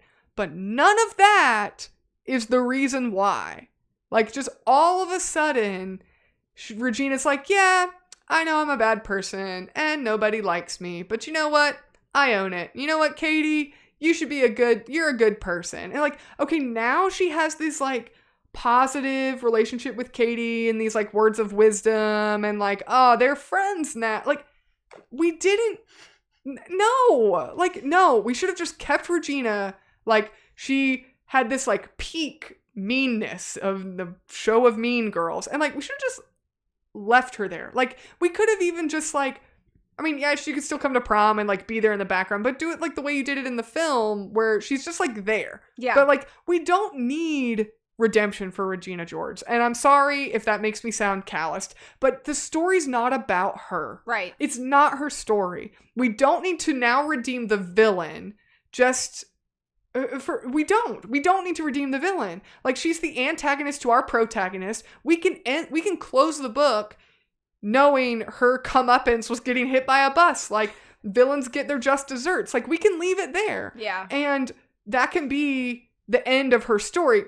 Does she have, a wonderful change later, and she had a life-altering experience, and she had a better relationship with her mom, and, like, it would have made more sense for us to see her mom taking care of her and she start to mend a bit of this bond she had with her mom.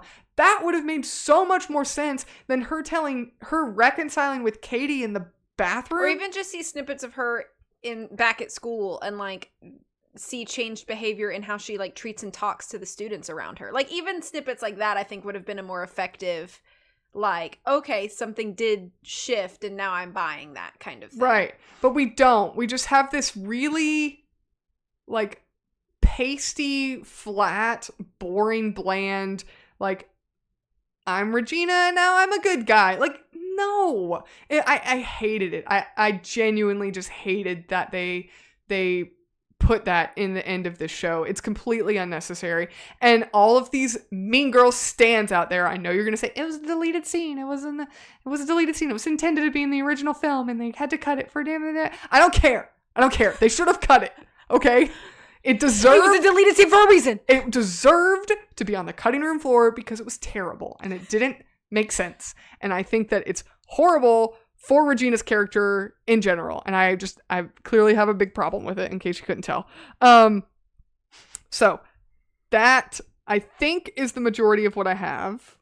Oh, also, I think that what you said as well, I don't think it's necessarily a positive, but I understand that as the medium of a story changes, you have to kind of change how you tell the story. I do think that we are told very explicitly as an audience what we're supposed to think about these characters. And I think that the film had a lot more nuance and let you as the audience figure out what you thought and how you felt about these characters as you go. And they just presented these people to you.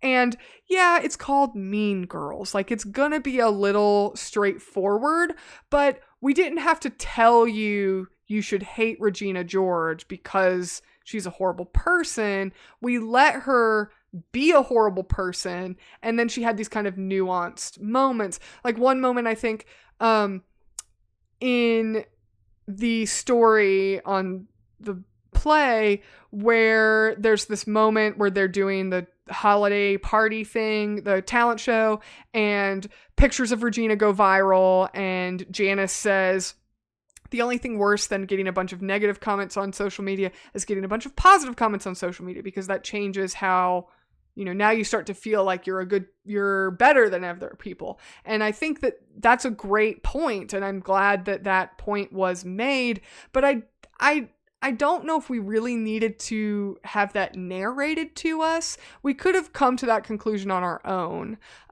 Although, I don't think it's necessarily a huge negative that they explicitly said that, but there are a lot of moments like that in this show where we're very explicitly told, like the flashback scene between why Janice and Regina aren't friends anymore.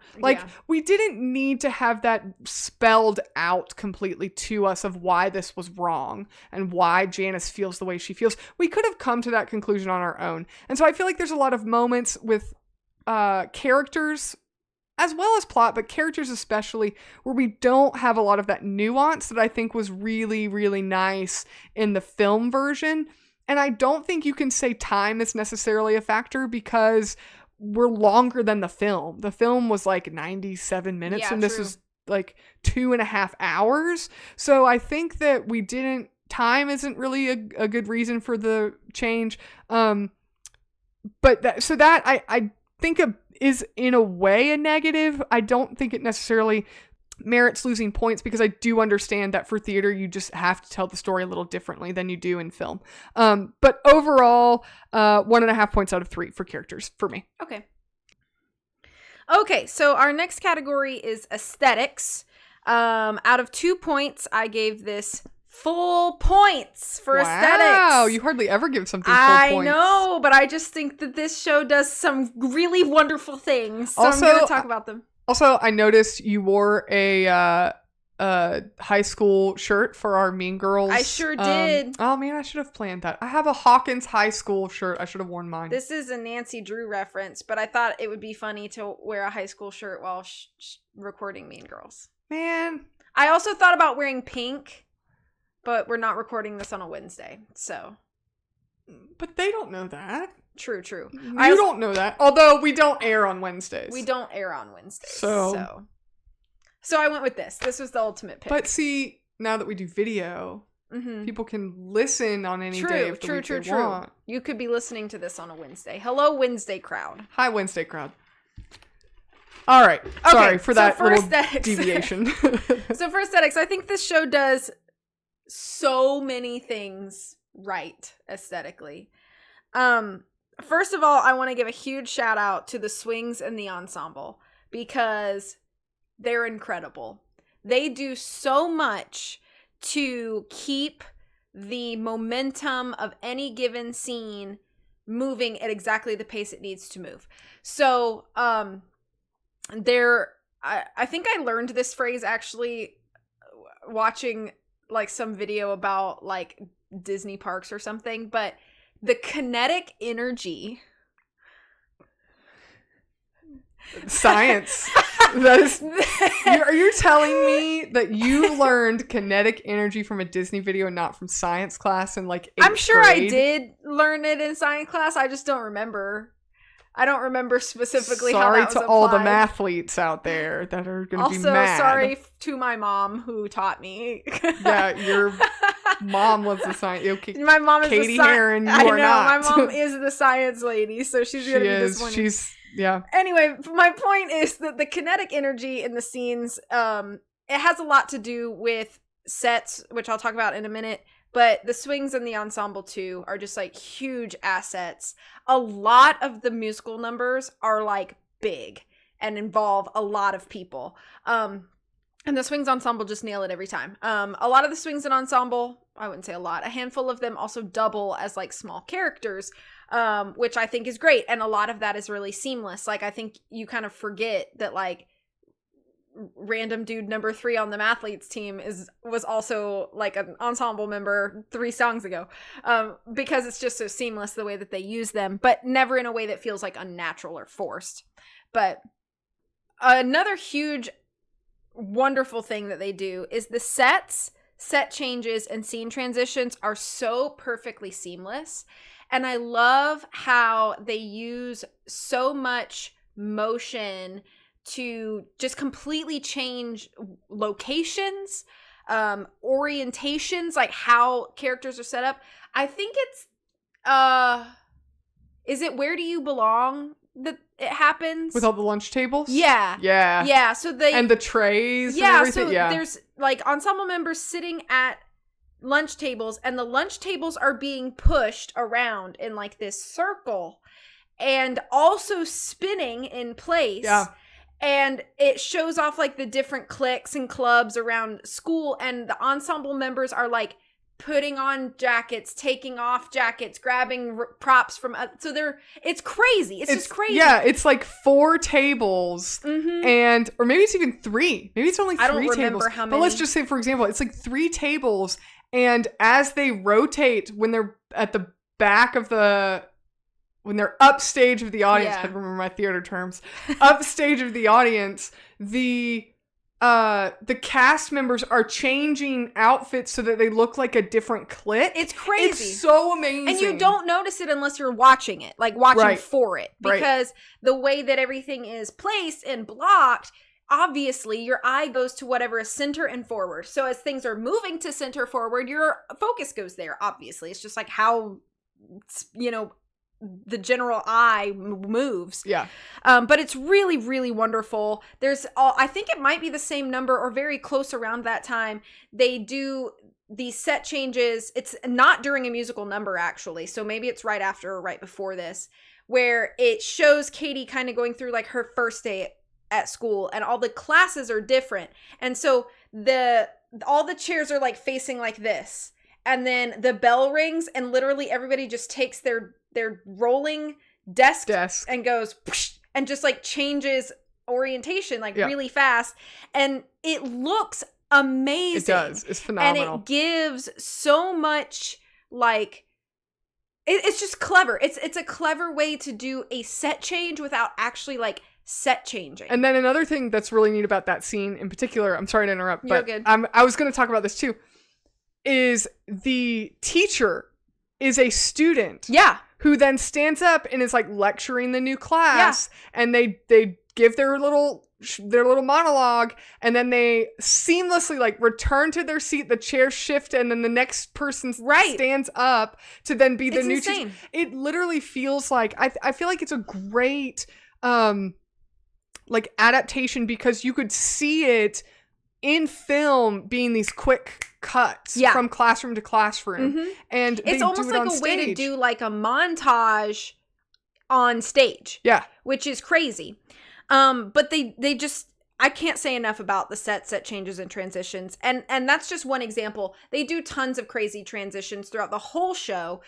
Even from things from like Regina's house to the mall, I think they transition. Or vice versa. Or vice versa, something like that. Just like flow from musical number into talking into musical number is always so seamless. Characters will be like moving as pieces are moving the other way, and it gives a lot of really nice depth motion, that kind of stuff. And they use props incredibly well. These props are used to add value visually and audibly. There's, again, it might be Where Do You Belong or Meet the Plastics, like one of the big numbers that involves like the whole ensemble in the cafeteria. And the ensemble, there comes a point where each of them has 2 lunch trays, one in each hand, and they use them as symbols. And not only does it look cool because they're like bright red or bright blue or whatever, so they kind of give like a flag effect, and they can do like some really cool like lines, and like everything's just like visually really appealing and stunning. But it also like adds to things audibly because they're using it as actual percussion, and it adds to what you're hearing. And I just think that kind of thing is so clever, and like I never would have thought of something like that. So whoever did, amazing, just amazing. But all of that to say, I do want to talk about like the vocals. I talked about this a little bit in characters, but vocally, this show is not easy vocally. I don't think it matters if you have any sort of singing knowledge or not. You can listen to these songs and know this is hard. These are some crazy notes. A lot of like strange, like unusual sort of like vocal effects or difficult like wording, kind of written in. And it's all wonderfully written in like purposeful ways. But the vocals delivered by the cast makes it sound like it is effortless for them. So I can't imagine how much time goes in just to rehearse the singing. But then like I kind of mentioned earlier, let's add a whole bunch of other elements on top of singing these difficult songs live. So we have these difficult songs, and now you're singing them live, and now you're also dancing and or blocking and or having to remember this and that and whatever. And it's just impeccable how like easy it all looks. Just the talent required for this kind of show is insane, and I just want to make sure that I make that a point. Not only that, but a lot of the songs are written to demand from their actors belting. And the cast delivers, don't get me wrong, but belting an entire show has to be exhausting. And so I commend the stamina that is required to keep the, not just volume, but just feel of the song, because like a belting is going to sound, it gives a different like emotional delivery than like singing in a head voice or whatever. I mean, I sing, but not like musical theater is not really something that I have a ton of experience with. And I just can't imagine how much difficulty it must be to do all of that and make it look like it doesn't bother you at all. Like, this is just what you do. I also really love that there's very little usage of like screens in this show.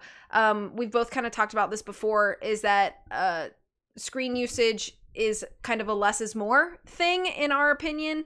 Correct me if you hold a different opinion, but I'm pretty sure you've mentioned this in the past before when we've talked. But And they really do use very little screen, as like a visual. And when they do, it makes perfect sense. I think it's used kind of when talking about social media and its implications, and like how that can kind of affect, you in like a social setting or so in your social circles. And I think that's the most perfectly appropriate place to put a screen. And then everything else is just 100% organic. It's all people, places, and things. And that's the way that theater should be. And you may have a different opinion and disagree with me, and that's okay. I just don't want to go to the theater and watch a movie on a screen. Like, if I wanted to watch a movie on a screen, I'd go to the movie theater. But I'm at the live theater, and so I expect to get people. I thought you were going to say, I'm at the library. I don't know why. I'm not at the library. That would be books. I just thought that's what you were saying. I was like, where is she going with this? But then you said live theater. And I'm like, oh, got it. So all of that to say, I don't think they miss really anything when it comes to aesthetics, and I have to give it full 2 out of 2 points. Alrighty. I actually gave this 1.5 points out of 2. I have a kind of a theme going on of 1.5 points for all my categories, if you've been keeping track. Yeah, overall, I agree with pretty much everything you said. A lot of the notes that you mentioned, I also had, so I won't go in depth too much. But yeah, the way the set pieces move on the stage while they come on and off the stage, the way they move the chairs in the kind of classroom scene, the lunch tables. It's such an efficient use of props and movement. And I feel like that's kind of a lost art in theater, that we can use the set pieces and props as movement versus just dance choreography. Right. And I think the dance choreography in the show is pretty good, but I think that it really, really shines with the way they use moving set pieces. And then, like you said, the props and things like that. I really love that they have like an escalator in the mall, the way that they set up the mall and the cast members bring the pieces onto stage and off stage, and the way that they move, bringing them on and off the stage is just really just dynamic to watch. It's fun to watch. The other thing that I really liked is the costumes, I think, are done really well. And kind of the costumes coupled with the casting of the show, I at least in my perspective, there seem to be a wide range of ages in the cast and the ensemble. Not everybody in the show looks like an 18-year-old, but the way that they dress the cast members that may look physically closer to their 20s or, maybe 30s, everybody looks older, young, age is just a number when it comes to kind of how people look. Yeah, appearance-wise, Somebody may look like they're 25, but they just dress them more like a senior. Yeah. And then the cast members that look physically like they might be more of a freshman or sophomore, they dress more like a freshman or sophomore, just look a little younger. So pigtails on the girls and stuff like that. So I feel like they costumed and casted the show very well to where everybody believably looks like they could kind of all go to the same high school. And of course it's theater, so we have a little bit of suspension of disbelief because, that swing has probably been working in Broadway for 20 years. We know he's not 18, right? He didn't start when he was -2. So it's really refreshing to see that they find a way to make these cast members look like they all fit the same world. And you touched on the transitions. I think specifically the transition between the mall to Regina's room. I have no idea how they did it. It was literally like you blink and the entire set changed. And they did like dim the lights in a flash, and I honestly I have no idea how they did it, because I just blinked and now all of a sudden we're in Regina's room and there's a bed and there's a whole huge set piece. It was really, really cool. The use of lighting, I think overall is really good. Specifically, I really liked how at the beginning of World Burn, that white light is kind of pulsing across the stage, and then it's the Xerox lights. Yeah. It's the Xerox machine. That's just so great. And the way Regina George's entrance is in that and in Meet the Plastics, the entrance of these really dramatic characters feels really dramatic, and just it fits the tone and the mood very well. It just enhances the story. I like how Katie's costume change, how the way that she's dressed at the beginning of the show, and then when she's acting more like a plastic, her costume pieces feel like they're evolving as her character. Yeah, they get trendier and trendier. Yeah, as her character is evolving. The use of the ensemble, like you mentioned, they just really filled the space. So when a high school is supposed to feel crowded, or a prom is supposed to feel crowded, it feels like there's a ton of people there, even though it's the same number of people that we saw previously in the scene before. I think you touched on the vocals. I'm not going to really talk about that, but I just feel like it's absolutely phenomenal. Specifically the harmonies. I just specifically know the harmonies in Fearless are just really, really nice. It's all females singing that, and it still feels really full. It sounds really full. And the harmonies are really nice. And then the reprise of It Roars, Katie's, the actress that plays Katie, just does a really good job. I mean, there's some notes that she hits that I just remember feeling like they were really impressive. The other thing I like about this show overall visually, as far as aesthetics goes, it's very visually scalable. You feel like what you're watching on this show, I personally could easily see this show being adapted for a high school theater performance, and they could still implement a lot of the same pieces and visuals and just scale it down a little bit, and it would fit packaged in a high school theater or a middle school theater. And I think that is really a good indication that this show really is a theater show. It's designed, like you said, we got people, places, and things, and that's what we got. We don't have a whole lot of super special tech or special effects or anything. They just make really good use of some simplicity, and yet it does not in any way look simple. I was gonna say, like, simplicity does not mean like a lack of dynamic. Right. So. Right. A couple of, I think that's most of the positives I have. I'm just gonna double check. Yeah, and I echo everything you said. I really did have a lot of those same notes written, so I won't kind of rehash it. A couple of the negatives I had, one is just the lack of animal props and costume pieces that I mentioned in the plot category. So I'm not going to rehash that, but I also took that into consideration when scoring for aesthetics. I think it's really necessary for the storytelling, and I think it's unfortunate that they left that out. Another thing, I don't think this is necessarily a negative. I can kind of guess why they made the decision, but in the show we watched, and I hate getting specific because I don't want anyone to think we are critiquing a specific production or specific cast or crew. We really are trying to just be as objective as possible. So this is not directed to any cast member or crew member, but in the production we saw, the character of Regina was not blonde. She was a brunette. And I don't think that's wrong, but I also noticed that in our production, and I think also in the original Broadway production, Katie is blonde. She's not a redhead like Lindsay Lohan's character in the original film. And so I wonder if that choice was made in the production we saw to make Regina a brunette. Gretchen was also a brunette, I believe. Mm-hmm. Karen was blonde. Correct. So I wonder if it was very intentional that Regina was not blonde. I wonder if that decision was made because Katie is not a redhead, if there was just too much blonde on the stage. It's possible.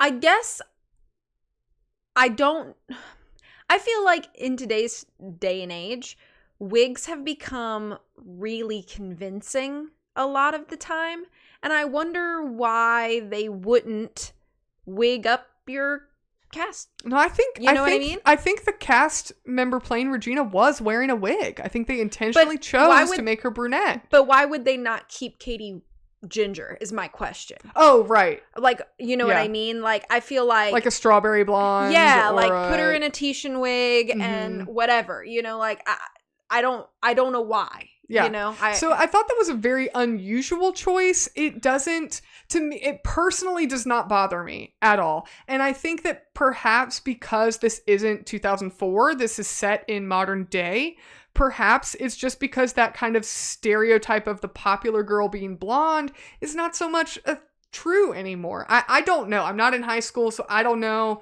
if that's just changed. It's been a while for us. If it's no, it's just like a few weeks ago. I mean, we just graduated. Yeah.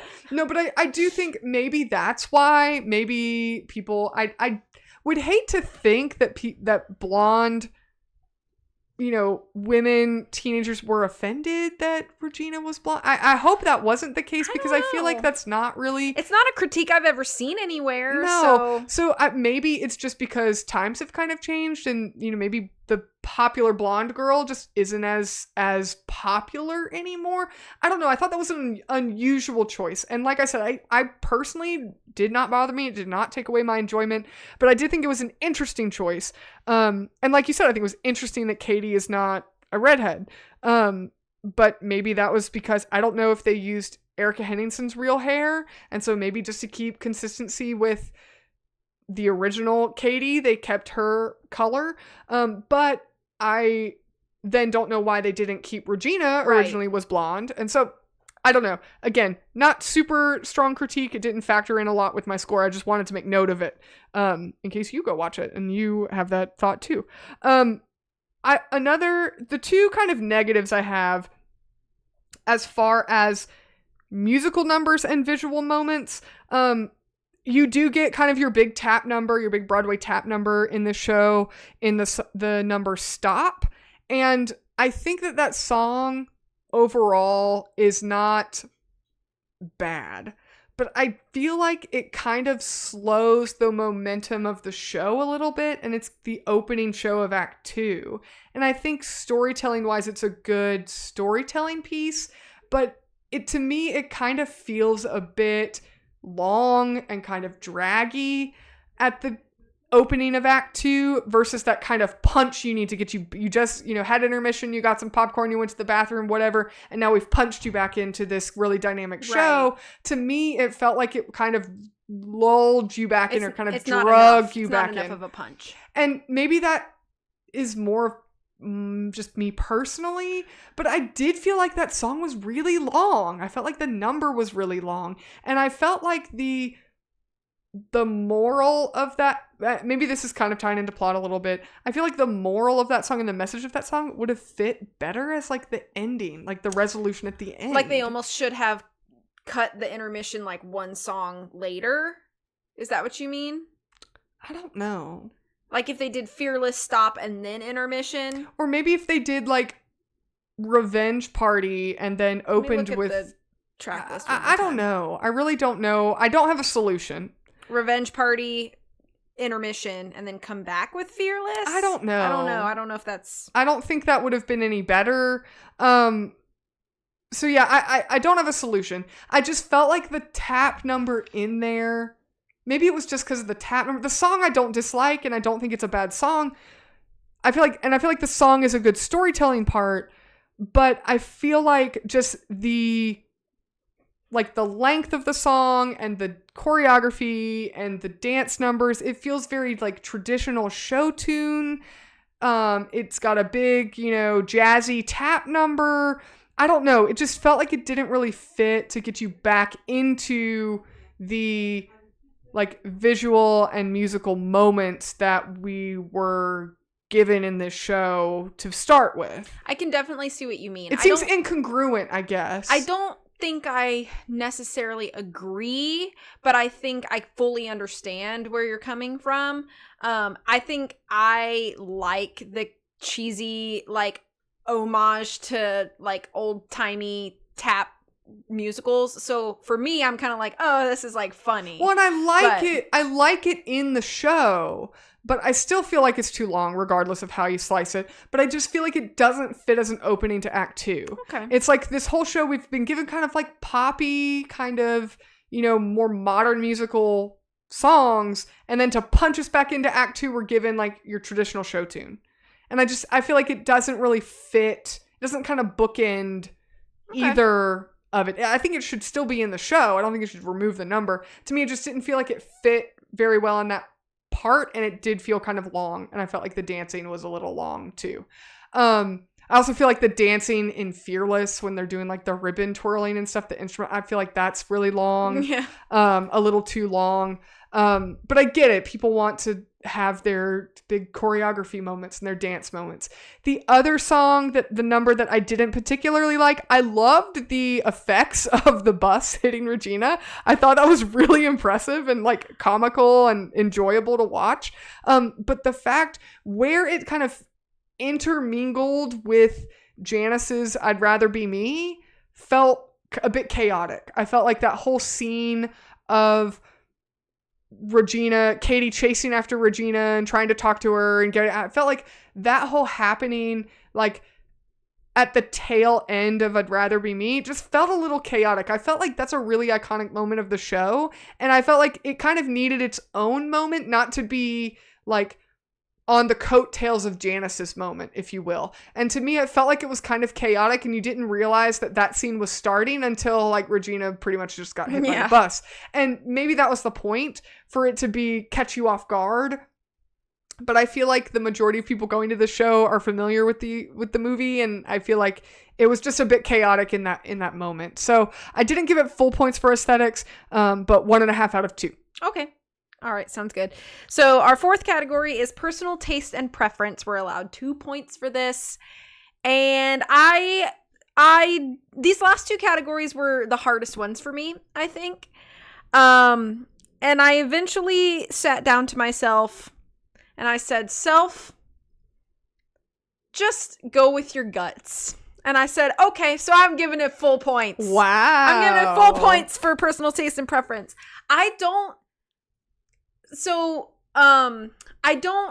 listen to this soundtrack so much that I've like memorized everything. However, I am familiar enough with it now that I know how it goes. Like, I know that the whole, like, and I can hum along to pretty much every song at this point.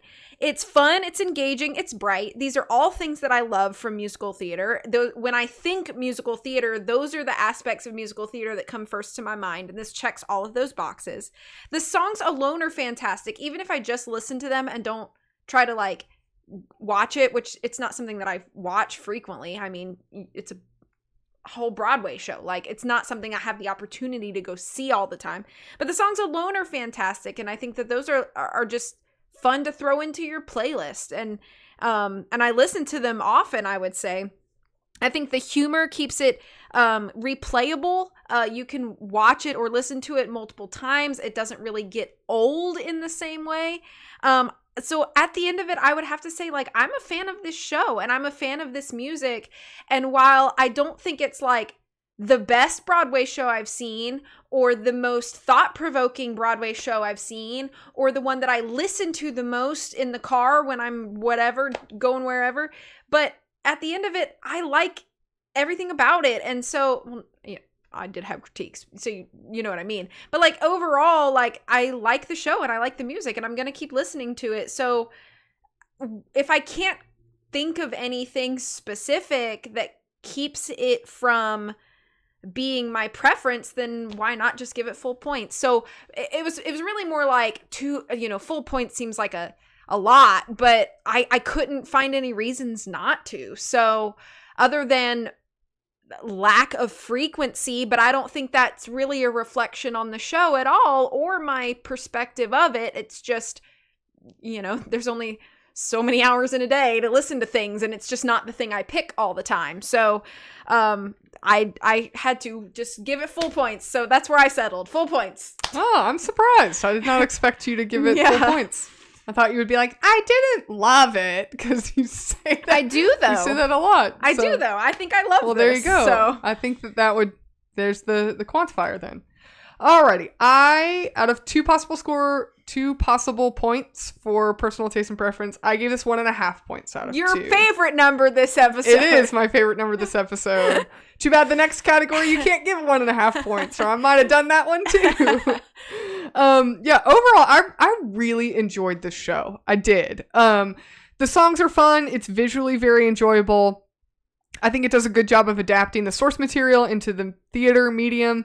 And I could honestly say that most of my objective critiques that I made do not in any way stop me from enjoying myself at all. Like, I may have some objective critiques because that's the goal of kind of this podcast, is we're trying to be objective. But it never once stopped me from enjoying the show. Even like in the theater when I was noticing some plot holes or noticing some changes, I still really enjoyed it. I was having a good time. Yeah. And I enjoyed watching it. And it's one of the shows that I don't often feel this way about Broadway because in general it can be pretty expensive to go see a show. But this is one of the shows, like, I would see it again. Like, I would see it again. To me, it was enjoyable enough of a time. I feel like I wouldn't go crazy buying, crazy upsold, resold ticket prices. But I would see it again. Like, I think that for the investment of your money, it's a really good time. And so for that, I gave it 1.5 points out of 2. It's not my favorite show. I wouldn't like travel long distances to go see it. If it was, if I had to fly on a plane to go see it, I probably wouldn't invest that kind of time and energy to go see it again. It's not necessarily a story that I just like, oh man, this is just my favorite show ever. It's not something that I enjoy wholeheartedly compared to other things that I do enjoy. So I didn't give it full points, but 1.5 points out of 2. All right. So now we just have one category left. That's the category of creativity, where we allow a point. This was another this category too. I also struggled a lot with, because I think there are so many facets to weigh in regards to this. And again, I sat down and I said, you really shouldn't think too hard about this. Just go with your gut. So I gave it full points again for creativity.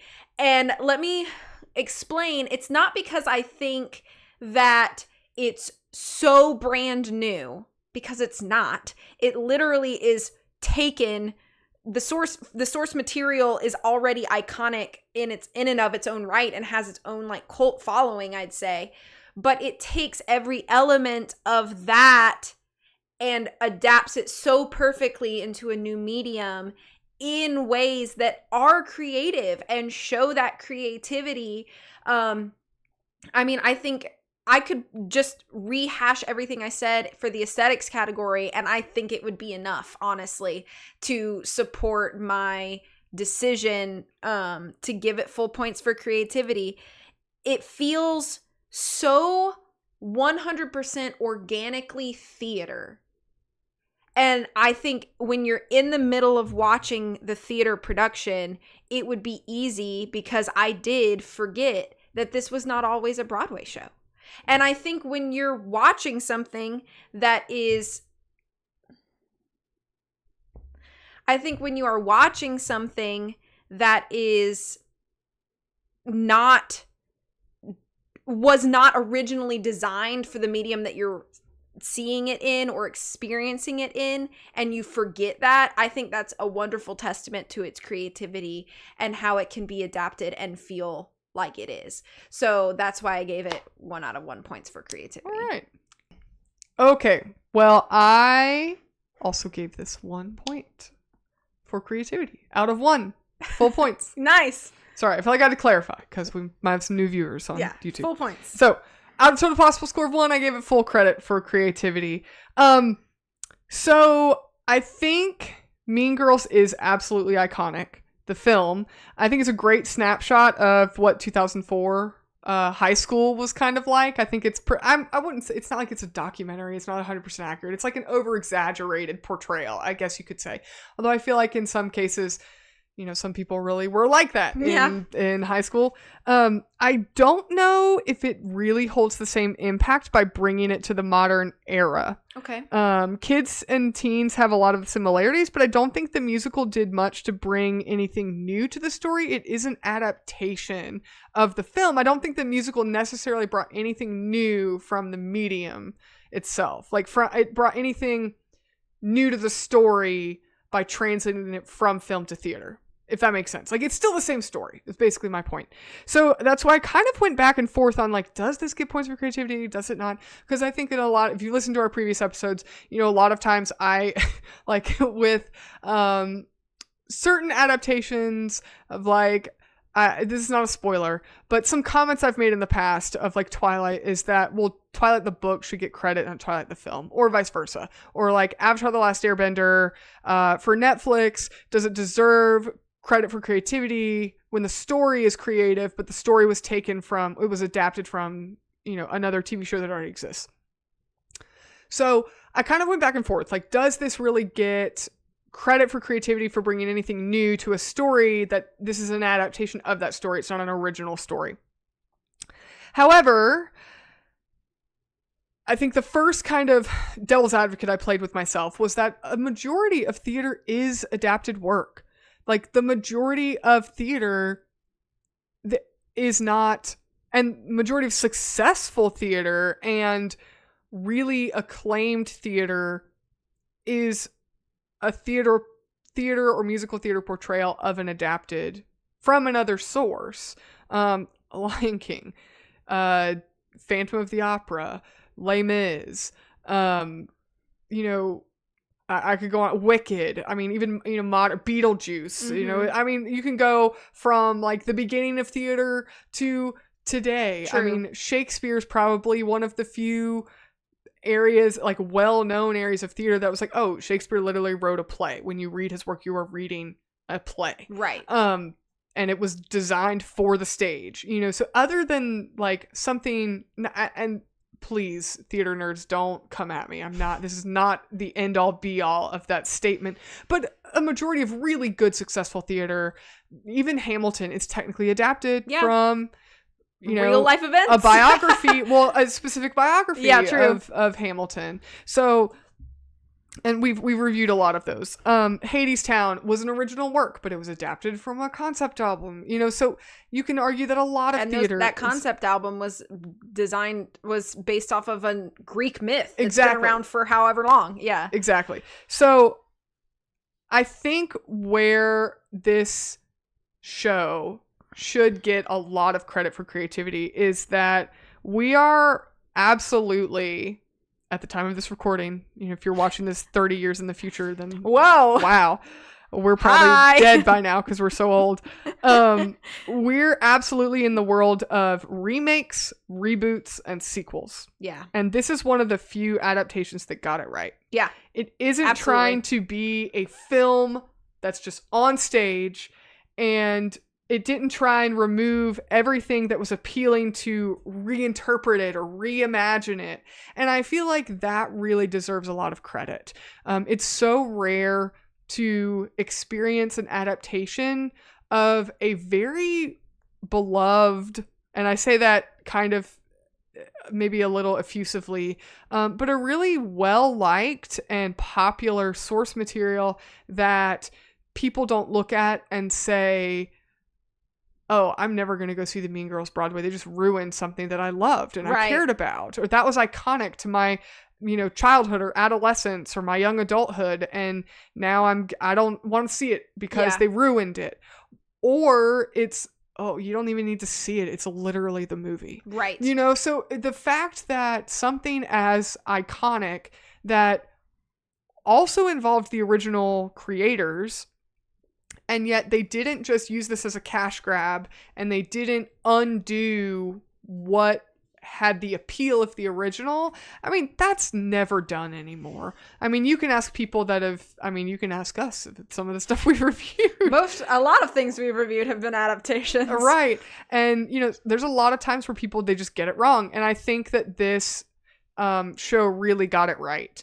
And I think that alone merits creativity. And a lot of the reasons that it got it right were some of the positives that we mentioned before. And like you said, like aesthetics alone. Yeah. Like it just is a great theater rendition of a story, regardless of whether or not it was adapted from an iconic film or not. Yeah. So that was the reason I really did settle on giving it full credit for creativity, because especially, and it's tough to not compare it to a lot of other reboots, reimaginings, adaptations, sequels, prequels, all of the media we're given today, most of it is just redoing something that was popular. And I feel like a lot of times it's been gotten wrong so many times for the viewer that I feel like most people won't even go see it. They won't partake because they don't want to just be unsatisfied. They don't want to walk away unsatisfied. And if you enjoyed the Mean Girls film, or if you have never heard of Mean Girls, I just feel like this show is still worth your time. Right. And whether you love it or not, it's worth giving it a try. And I think that that's really hard to say about a lot of similar adaptations. So that's why I gave it full points for creativity. Right. So what was your final score for Mean Girls? My final score for Mean Girls is 8.5 out of 10.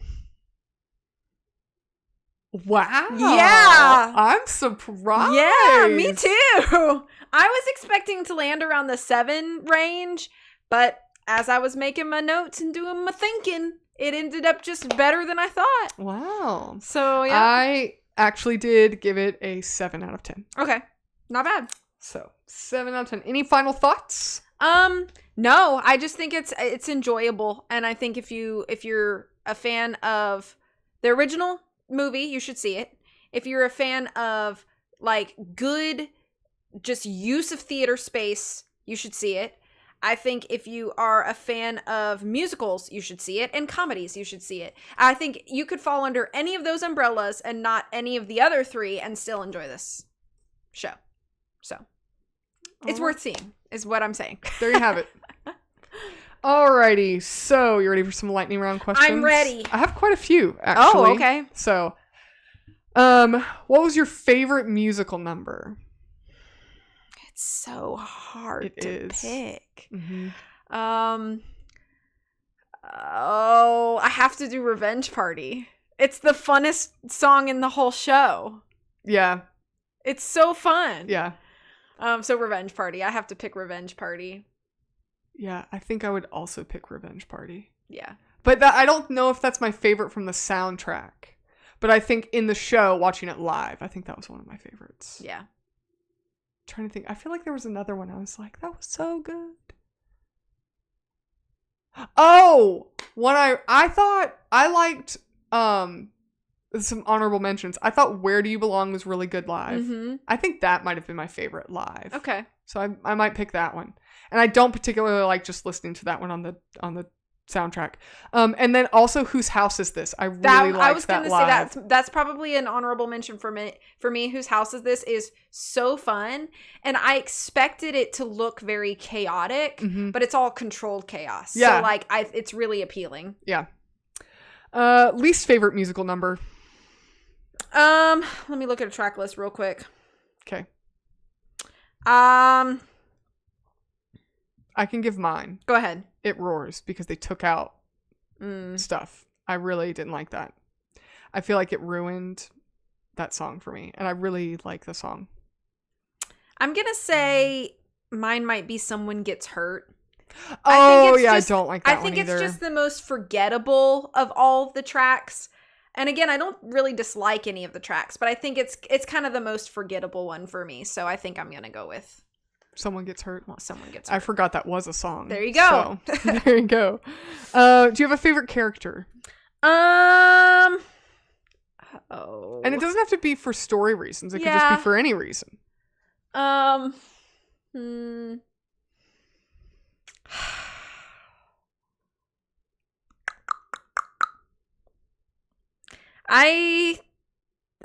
think I'm gonna go with Gretchen. Really? Yeah. She's funny. She is kind of relatable in some ways. Not always, but in some ways she's relatable. I think the humor and like the timing of her humor is written in a really funny way, and it's just delivered really nicely. So I think I'd have to pick Gretchen. As I'm scanning through characters in my brain, I think I'd settle there. Yeah. I think in the play,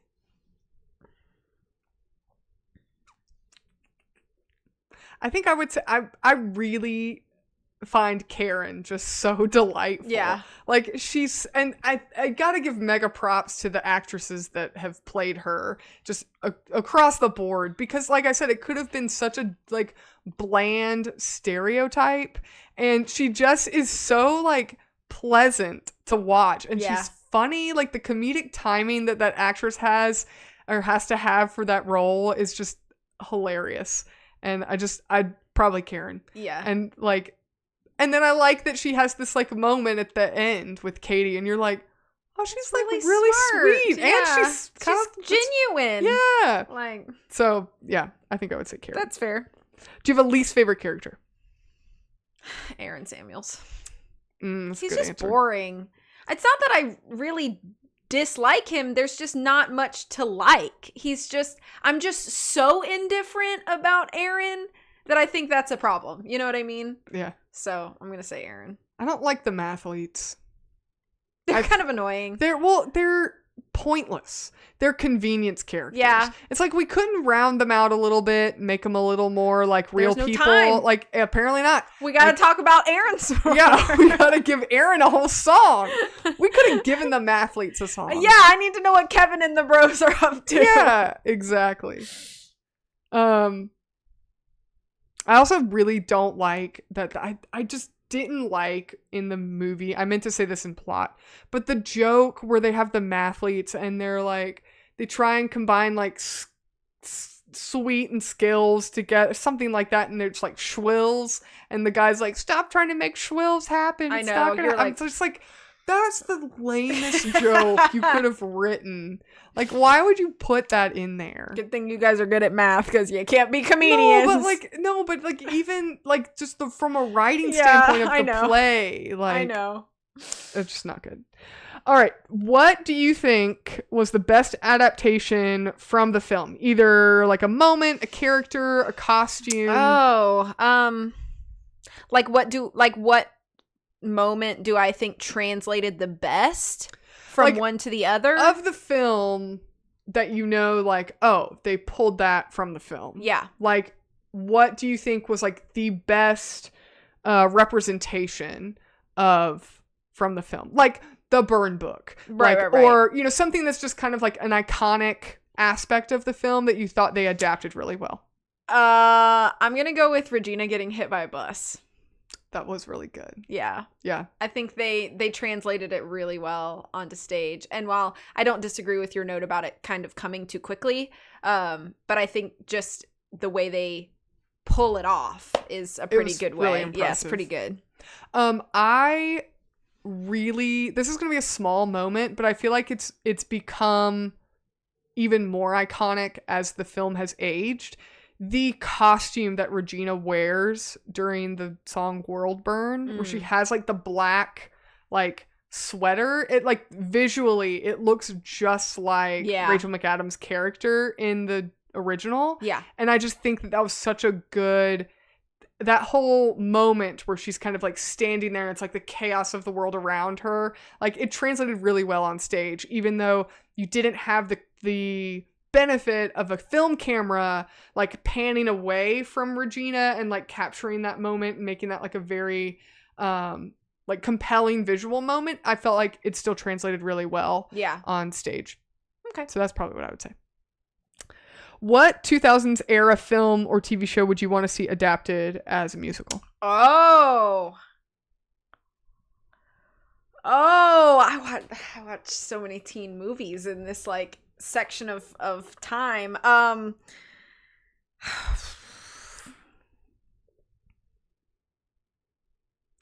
I give you my answer? Yeah. I had not seen this movie until Tori had me watch it with her. She's the Man. Oh my gosh, that'd be so fun. Another movie that came out around that time that I watched a lot with my sister was A Cinderella Story with Hilary Duff and Chad Michael Murray. And I think that would be fun to put on stage. Yeah. So I don't know how you would do She's the Man. I don't know either. As a musical? That would be fun. But also I would probably have said the same thing about Mean Girls. Like, how are you going to make that a musical? True. So I'm trying to think. I feel like I think it came out in 2004, the Pride and Prejudice with Keira Knightley? Yeah, 2004 or 5. That would be fun, but also a musical? Well, I feel like it might be kind of like Phantom of the Opera style. True. It might like, come across like more like that. a drama. Yeah. Like with very dramatic song. I don't know. I don't know if that would be good or not. I don't know. I feel like you can't really touch Pride and Prejudice like that. I know. Or like, what if you did Pirates of the Caribbean? That came out in like 2003. That could be cool. Didn't it? That could be cool. Yeah. I could be down for that. There's some good movies in the early 2000s. Yeah, there was. Good films. Yeah, there was. I'm trying to think what else came out around the same time. But yeah. Narnia musical? I think it is there's already a stage adaptation. I don't know if it's musical, a musical. though? I don't think it's a musical. Yeah. Give me some tap dancing, Mr. Tum. No, I was about to say. With this little cloven hooves. Yeah. You don't even need tap shoes. Yeah, just put some put some horseshoes so you like That's funny. Oh my gosh, that'd be so corny. All right. This may be a controversial question. Okay. Since we are on YouTube now. Okay. Which was better, the live show we saw or the slime tutorial? I don't know. I don't know if I could pick. You gotta pick. You have to. Okay. Gotta pick. I'm forcing you to pick. I'm forcing her to pick. Okay, forcing me to pick. I have to pick. Erica Henningsen wins every time. Sorry. I think I would agree. Yeah. She's so good. Yeah. And we actually saw, maybe, if we had seen a slime tutorial. What's that? I don't know what that is. Uh-huh. It's just people making slime. Uh-huh. We may have seen one where Renee Rapp made some slime. And Cameron she did, Dallas. we didn't watch the whole thing. We just saw clips of Cameron Dallas. True. No, but she, live, she did a really good job. She did. Yeah. So I think. But the show that we saw live was fantastic. It was really good. The cast tour show that we saw was fantastic. It was really good. We normally I don't like to force people to say, but I feel like we should. I felt that would be an interesting question. Be spicy. What? Okay, 2 more questions. Wow, there are a lot. I know, I came up with a bunch of them. What celebrity or guest would you like to see stunt casted in this show? Stunt casted mean like replaced like a Cameron Dallas situation? Yeah. So like stunt casting is when like they for a short period of time. Yeah, for a short period of time. And we'll say, for the sake of this question, they don't have to match the age because... Okay, but I have my answer. Okay. I want Mr. Norberry to be Jeremy Jordan. I love Jeremy Jordan. He doesn't even sing. So? I just want to see Jeremy Jordan in everything, so... I don't want him to be Aaron Samuels. Aaron Samuels is too boring. But he at least gets to sing. True. No, I'm going to say Jeremy Jordan as Mr. Norberry would be really funny. And I'd like that. I want to see Ashley Tisdale as one of the plastics. Oh, that'd be super fun. Which one? I mean, I feel like Regina would be kind of just like she's playing the same Sharpay. character from High School Musical. I was going to say she'd be interesting as Gretchen. Mm-hmm. That'd be or even Karen would be interesting. True. But I would like to see her as... Did she stunt... Did she? I don't know. Should I look it up? Yeah, I feel like we got to Google that. Is this... Google says she auditioned for the role of Karen for the film. But I don't see anything about her doing it for the Broadway. Okay. So she just auditioned for the role of Karen a long time ago when they were making the film. Oh, I gotcha. Yeah. Okay. Yeah, I think that as, like, Gretchen or Karen would be really, really interesting. For sure. All right. Or maybe... Yeah. I was going to say, or maybe it's Janice, but I don't know. I feel like it'd be more fun to see her as one of the plastics. Me too. All right, last question. Okay. This is for the controversy. Okay. Will you, of your own volition, see the Mean Girls musical movie? That face makes me think you're going to say no. I don't really want to see it. See, what we were talking about, adaptations. So now you don't even want to see it. I'd need a good reason, I think. I had no intentions on watching it at this current junction in time. Why? Because you don't think it's going to be good? Correct. Yeah. But I've never seen it, so I don't want to pass judgment too harshly without having seen it. I don't really have a desire to at this moment. Sorry. I don't think you have to be sorry. I was going to say, is that the wrong answer? No. What's your answer? Thank you guys so much for joining us on this episode. No, I had no intention of seeing the film. I've watched some people's comments on it, and I've seen clips of it, and it just... Has it made you be like, okay, I'm good? Yeah. I mean, you kind of look at it like... it kind of looks like a dumpster fire I don't want to be a part of. Oh, no. I'm sorry, that was a hot take. But maybe not. Maybe it's a popular opinion. But maybe we would hold different ones, but I don't really know if I care enough to find out. Yeah, I just feel, especially after seeing the film, or after seeing the real production, yeah, I feel like the film just would not live up to the stage show. Same. Yeah. All right. Any final thoughts? No, I'm said everything I've had to say. That's all the spicy questions I have for you. Okay. So, thank you guys so much for joining us on this episode. If you had a good time, we hope you had a good time. We had a good time. So thank you for watching us. If you're watching us on YouTube, checking out our new channel, you can catch all of our old episodes on this YouTube channel. If you're listening to a podcast and you're just hearing our lovely voices, thank you for still listening. If you liked it, please feel free to let us know. Give us some feedback. If you didn't like it, you can also let us know. You can find us on all of our socials, website, Patreon, suggestion box, show notes. They're all on our website at lionandmousepodcast.com. You can review this episode on whichever podcast platform you prefer. Let us know what you think. Please leave us a comment. If you're on YouTube, leave us a comment down below. If you have any suggestions of what you'd like to hear next, you can drop us a comment, or subscribe, all of that nonsense that YouTube likes people to say. Smash that like button. Yeah, that too. Thank you guys so much. Thank you guys so much for listening. We will catch you in the next one. Bye.